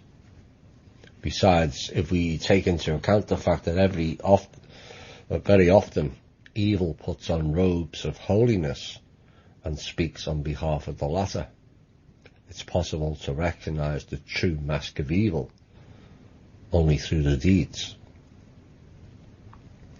Now, at the pinnacle of dark forces is parasitism. They are a parasitic nature. They are parasitic to themselves as well as others, but also ultimately creation itself, the light ones. Parasites are those who exist at the expense of others. There are plenty of parasites in nature. We may assume that being parasitic is a natural, necessary phenomena of nature, and this will be absolutely wrong. It's only what we've been conditioned to think. Any parasite which operates on a living organism or on the organism of society, sucking out the vital juices, either dies together with the donor or finds a new one. One way or another, any parasite brings destruction and chaos with him, and therefore carries the negative evolution, and therein lies the problem. However, in the animal kingdom, parasites fulfill a positive role. They eliminate the weak organisms. If they have a number, I've sort of myself with my own pet. She had 6 pups. One of them was clearly sick, and she ignored it. We tried to get her to feed it. Didn't want to know. She knew it wouldn't last, and it was more important that the other 5 remain strong. So they go about eliminating weak organisms, primarily the genetically weak, which favours the preservation of the species and the evolution of the most healthy and adjusted individuals. And in the end, they favour positive evolution. Unlike natural parasites, social parasites first eliminate the strongest and healthiest elements of the social organism, thus completely destroying it. Therefore, social parasites promote negative evolution and undoubtedly carry evolutional death, whatever point of view one may consider. Now, according to the Slavonic Aryan chronology, 2,817 years after the day of the signing of a peace treaty, or 2692 BC, there was a war between Arimia, Arimia, which is now known as China, and the Great Ruthenia, as it was called then, a part of the Slavonic Aryan Empire, which occupied the territory west of what is now known as the Riffian, or formerly known as the Ural Mountains. Now, the war was very severe and also unequal. However, the Great Ruthenia won a victory over the ancient China, which was known as Arimia. And the victory was so significant and heavy that the Russian ancestors selected the day of the signing of the peace treaty on September the 22nd, according to the Christian calendar, as a new reference point of their history. Now, as I said earlier, the Aryan tribes undertook their first campaign in order to stop human sacrifices and the worship of the goddess Kali Ma. After banishing the priestesses of the Black Mother from the temples, they then returned home, and the campaign lasted 76 years in total, and the Aryan tribes returned to their motherland in 2616 BC. But unfortunately, after they left, the Dravidian and Naga people went back to the old traditions for the reasons mentioned before. Therefore, the Aryans undertook a second campaign, which, due to a number of reasons, took place only 610 years after the first one, which was 2006 BC, and the second campaign differed fundamentally from the first one. A part of the Aryans stayed in Dravidia, now India, and began to form the civilization which is now known as the Indian civilization. The Khan Uman, the supreme priest of the goddess Tara light cult. The goddess Tara was a patroness of nature, and her senior brother Tark, or Zagbog, was a keeper of the ancient great wisdom. They both headed this campaign and was appointed a spiritual advisor to the Tsar of the forest people. And this is how this event is reflected in the Slavonic Aryan Vedas. Was stated, other clans of the great race will settle all over the face of Midgard earth. Some will cross the Himalayan mountains to teach the people with the skin the colour of darkness, the wisdom of the world of shine. That's what they were going to teach, the light. So they would stop making frightful and bloody sacrifices to their goddess, the Black Mother, and to the snake dragons from the world of Nav, N-A-V, and to find there a new divine wisdom and faith. So everything is fairly clear here. However, I would like to draw your attention to the phrase, and to the snake dragons from the world of Nav, and how it relates to the Old Testament. First, it mentions the serpent which tempted Eve, and the woman said, the serpent beguiled me, and I did eat. Now, both the Slavonic Aryan Vedas and the Old Testament tell about the serpent, or serpents, manifesting through a woman priestess of the goddess Kale, Eve. Second, according to Slavonic Aryan Vedas, the world of Nav is the name of the world of spirits, the jinns, where the souls of both people and animals continue to exist after death, as well as the spirits of extinct species converted into spirit parasites. Now, this is essentially more commonly known for regular listeners as the lower astral realm. It's not a nice place to be. And it all depends on you raising your own personal development, so that your cord is not attached only to the lower astral realm, but the higher realms. This is the Bible's version of hell. All kinds of dark and demonic beings attacking you, doing all kinds of debauchery and whatnot, torture. Now, the higher astral is what's more commonly referred to as heaven, and that comes before you then develop onto the mental planes, where you're completely out of the astral connection, and you only go into there by choice to do certain battle during dream time. But if you're only at the vibration of lower astral, then all your dreams are going to take place in that. And that's why there's so many people who are stuck in the lower astral on personal development develop illness and disease. It's a spiritual development blocking that these dark forces are imposing on us. Once you get onto the mental planes, then things change altogether. You suddenly start developing abilities you never thought you had, where information comes to you rather than information you researching it. Truth comes easier. Discernment comes easier. Some people can do telekinesis. Some people can do telepathy. Some people can bilocate. Some people can heal to both themselves and others, with distance not an obstacle. And that's what all takes place when you reach the mental planes of personal development.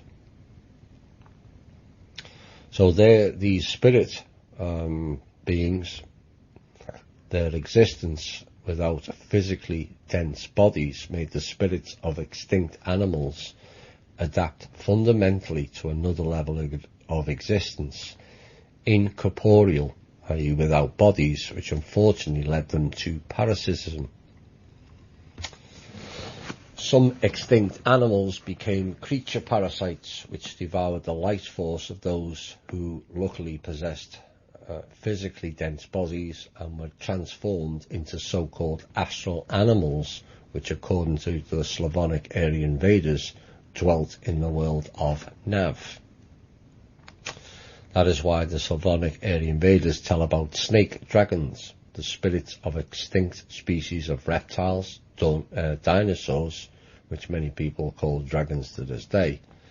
And in all Russian folk tales and legends, dragons were called Zime Goreniches. In Russia and Ukraine, a particular dragon-like creature by the same name has 3 heads that grow back, is green, walks on 2 back paws, has small front paws, and spits fire. This is where the fire dragon comes from. And it's interesting that both the Old Testament and also the Vedic texts mention this fact, and this is not the last one. However, more interesting things are yet to come, and the next part of the text is revealing of what happened after the conquests, and those unable or unwilling to shine the light and wish to dance with the dark. In the text it says, using lies and sinful flattery, they will occupy many lands of Midgard earth, as they have done on other earths. In many worlds in the days of the last great Asa, the war between light and dark, but they will be defeated and exiled to the country of artificial mountains. That place is known as Egypt today. The dark will be defeated and exiled to the artificial mountains, Egypt. When you think of some of the pharaohs that were there, perhaps that makes a bit more sense. Where people with the skin of the colour of darkness and the descendants of the celestial clan who came from the earth of the god Ni, N-I-Y, will live. And human children will begin to teach them to work so they can grow cereals and vegetables to feed their children.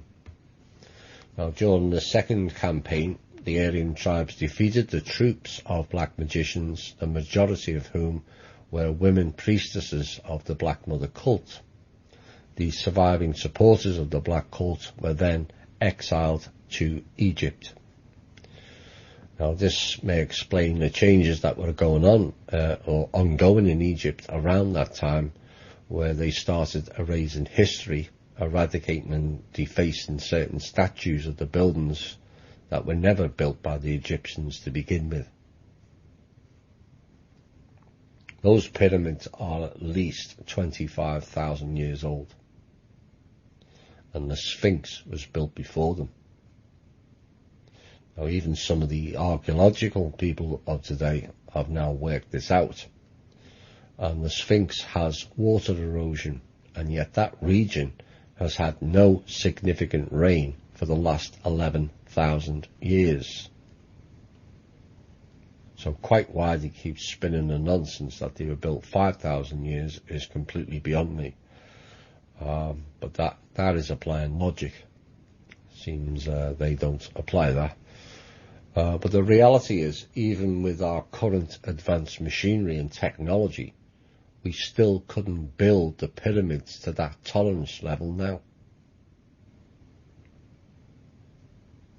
Plus the fact, how did they know all the compass points of the planet? Or the fact that Giza is the centre without viewing it from miles above. And it's this type of insane logic that seems to bypass most who have zero critical thinking skills. How can they map the centre on the ground? You can only do it from an overview point of view, which means you have to go miles up into the sky to realise where is the centre, what is north, what is south, what is east, and what is west. So the fact that it was Egyptians,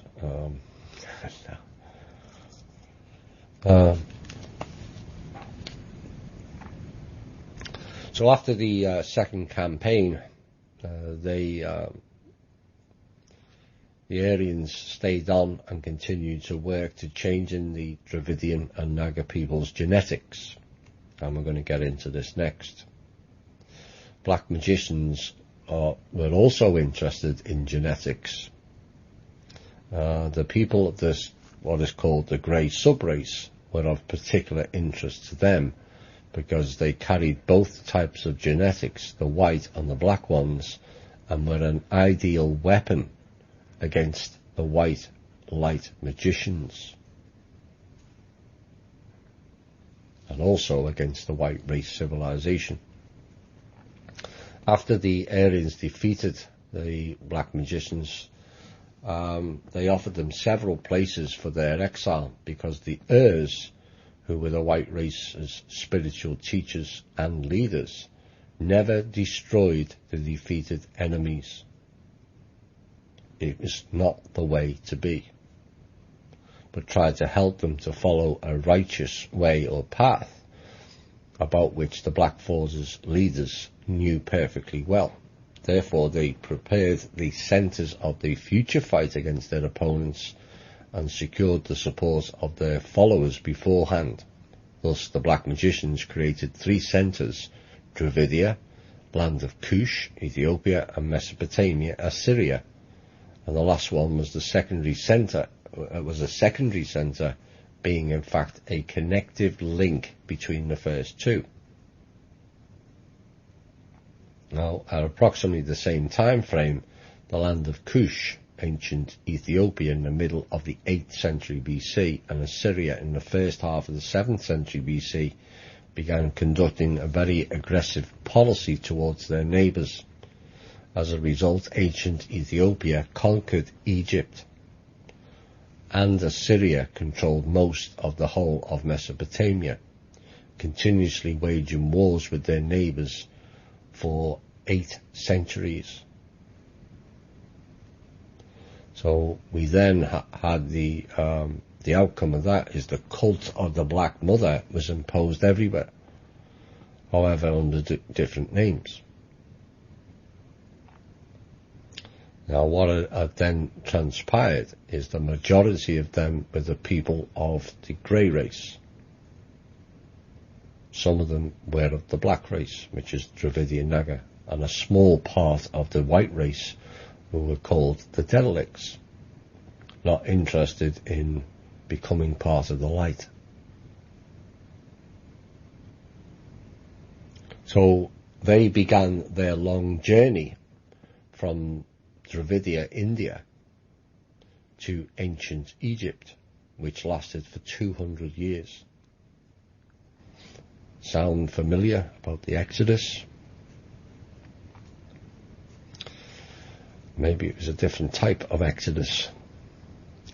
And they moved with their families and all their belongings through the lands where, unfortunately for them, not everyone received them with open arms. They were unwelcome in most countries. Often they had to stop for many years just to regain forces, or to force their way with weapons in hand through tribes that were hostile to them. In the course of time they became nomadic tribes, which later historians will call the Hyksos.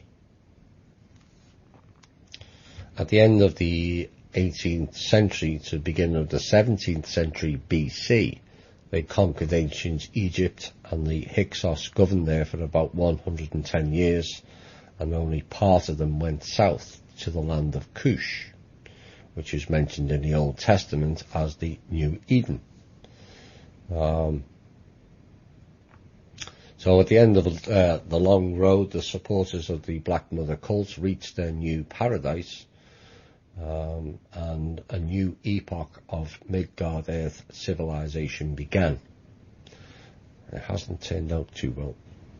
Thus the Old Testament does not tell about the origin of man as a result of divine creation, but about the fight between light and dark forces on Midgard Earth, as a result of which the supporters of the dark forces were defeated and exiled.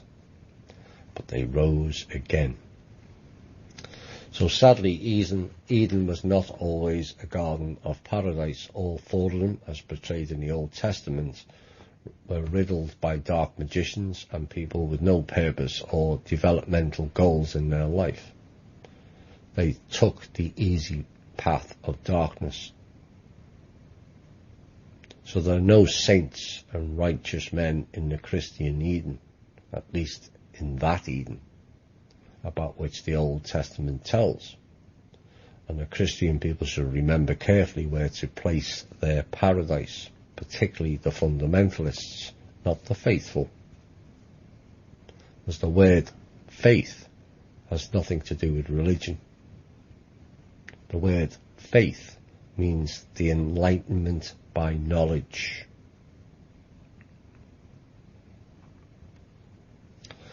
And there is no knowledge in the Old Testament. Actually, it can't be. It was written by the dark magicians. Some, nevertheless, might object that if Eden is on Midgard Earth, it's in India. Now, this will be the last part this evening. It's to do with Isis, Ra-El, and its people. And once again, I will repeat, it's not a denigration of the people of Israel. It's the political ideology and the dark magic that operates those people. Let us remember that the Old Testament is a version of the Talmud, which is adapted for the non-Jewish people, which in its turn is a history of the Jewish people. This fact unambiguously follows directly from its text.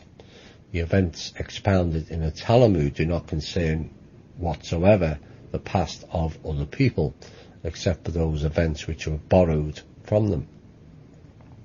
If we consider otherwise, then it turns out that all people living on Midgard Earth are Israelites, because Adam and Eve were Israelites.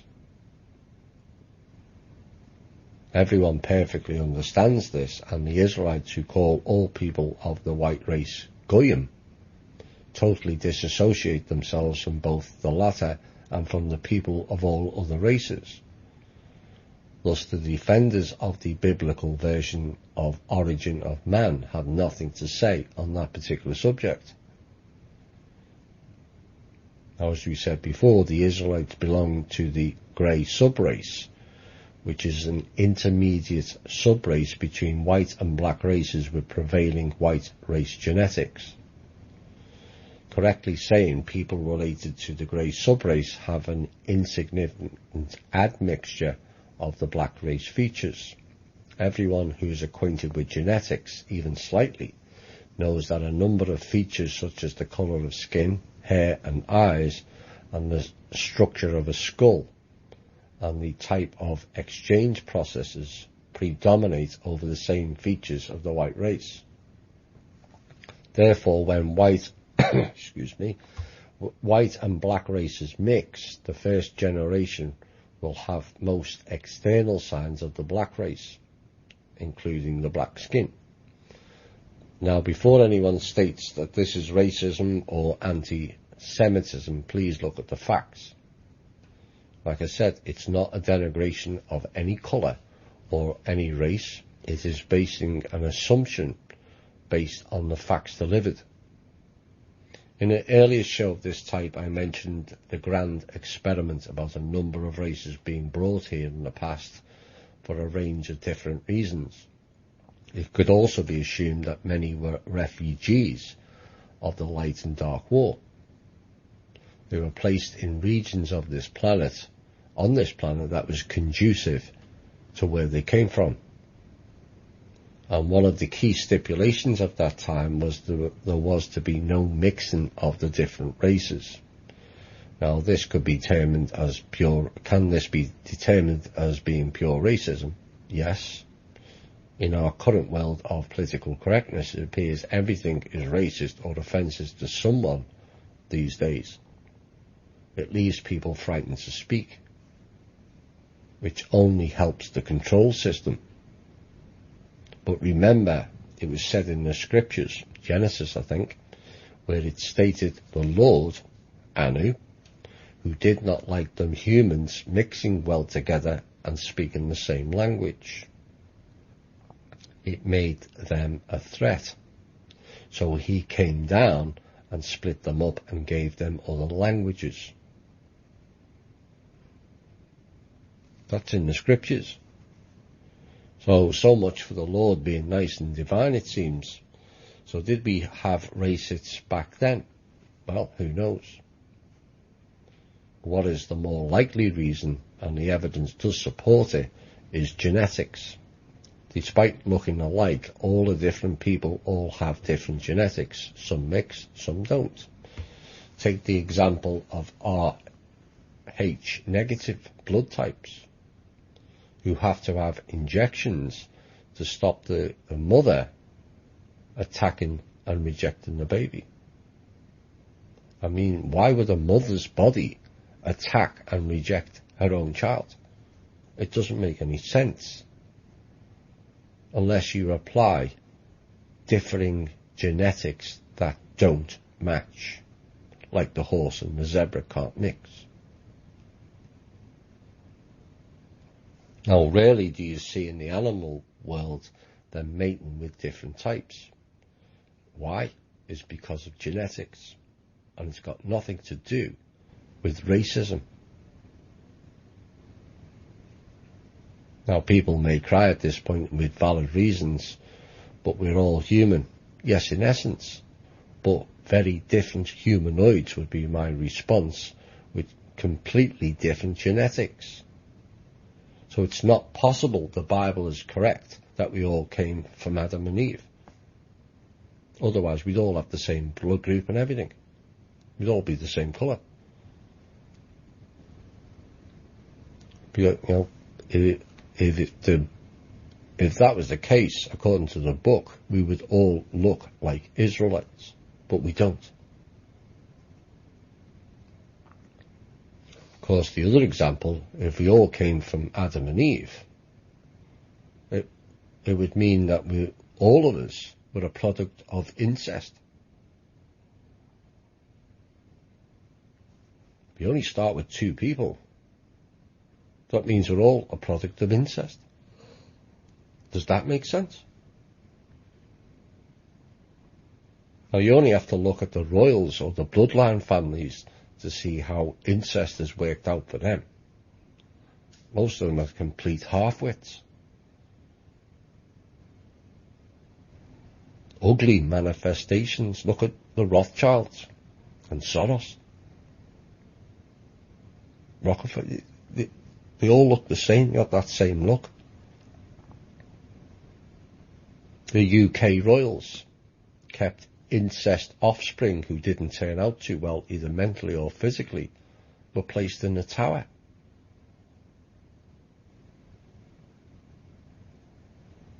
Rumour has it the current Queen has a sister locked away there. Many years. So, the idea we all came from a product of incest is completely absurd. So back to genetics and the Israelites. The black race were either endowed with or given, which is unsure at this point, black magic, more commonly known as voodoo. I don't know whether it's particular to their group of people or it was introduced. That I'm unsure at this point.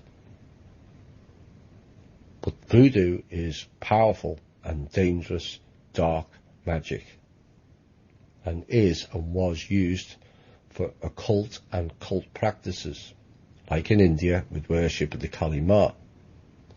In ancient times they were given the knowledge of mixing with white race people. I wonder who gave them that knowledge, which would enhance, well it's not would which does enhance the voodoo even stronger by mixing the races. Now, with the addition of the white magic, this was then used against the light forces and the great white race. Now, I don't say that to be racially superior, but that white race was the most advanced evolutionary spiritual race ever on this planet. It's a fact. And so the mixing was used by the dark forces via the black people to weaken the light forces. Does that make the black people at fault? No.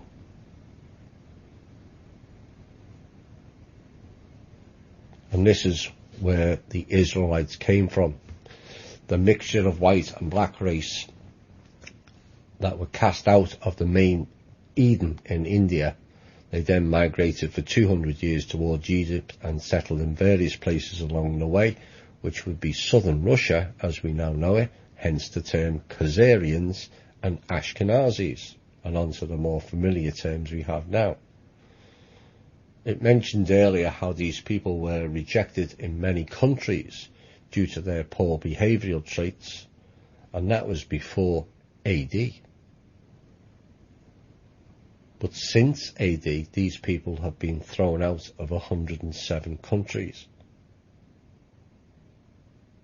This particular group of people being used as dark magicians has been an ongoing program and problem in society for thousands of years.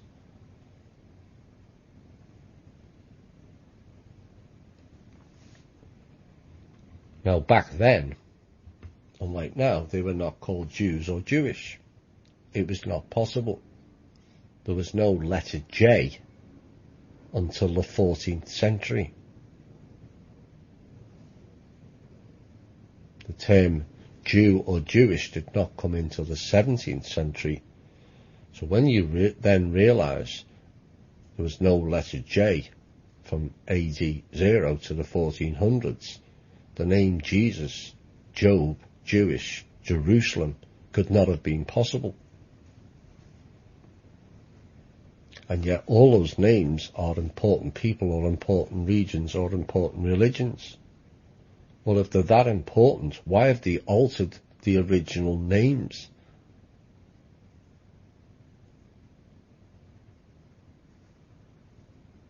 I will have more on that later in the show.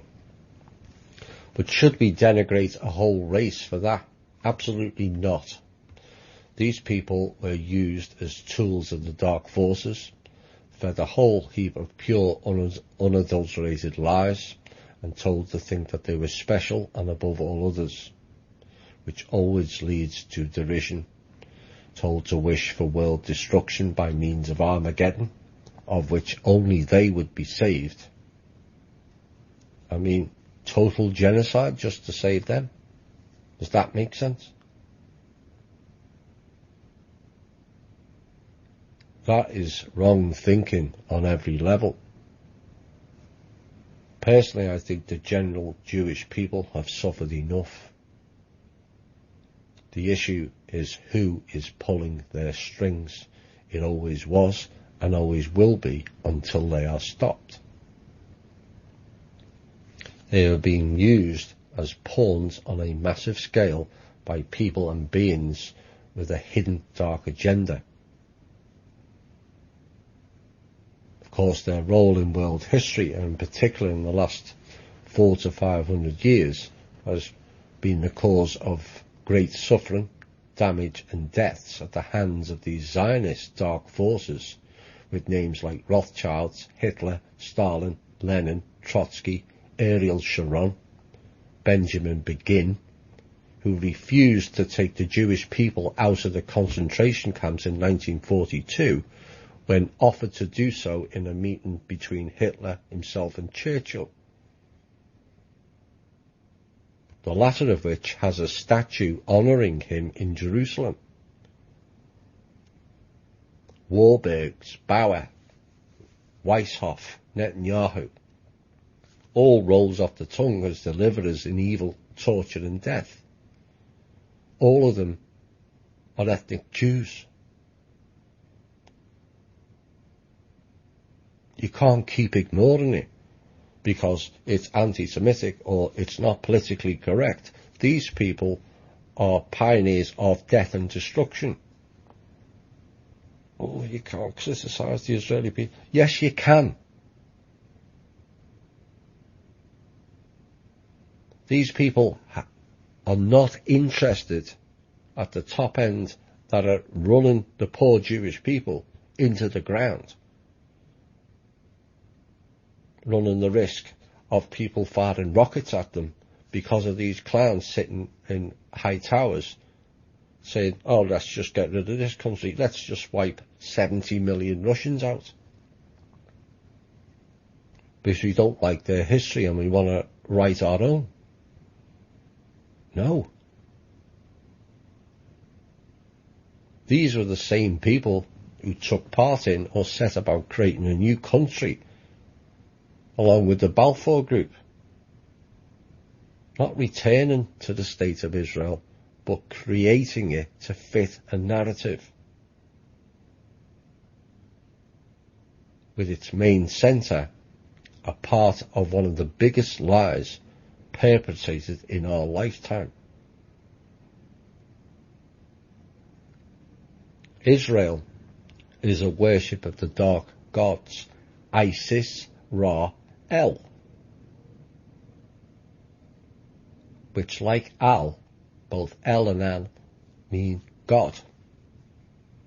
The gods of Isis and Ra. In the last 100 years, these Zionists have destroyed Russia and its history, destroyed the Middle East and parts of Arabia, infiltrated the top levels of Britain with their dual citizens and lobby groups that have totally hijacked not only our political system but our justice system.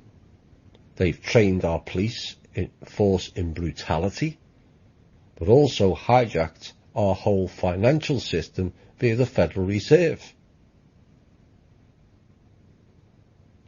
And then via the Rothschilds family, who are the closest in DNA to the Draco of any of the bloodline families here, took over virtually every country's bank.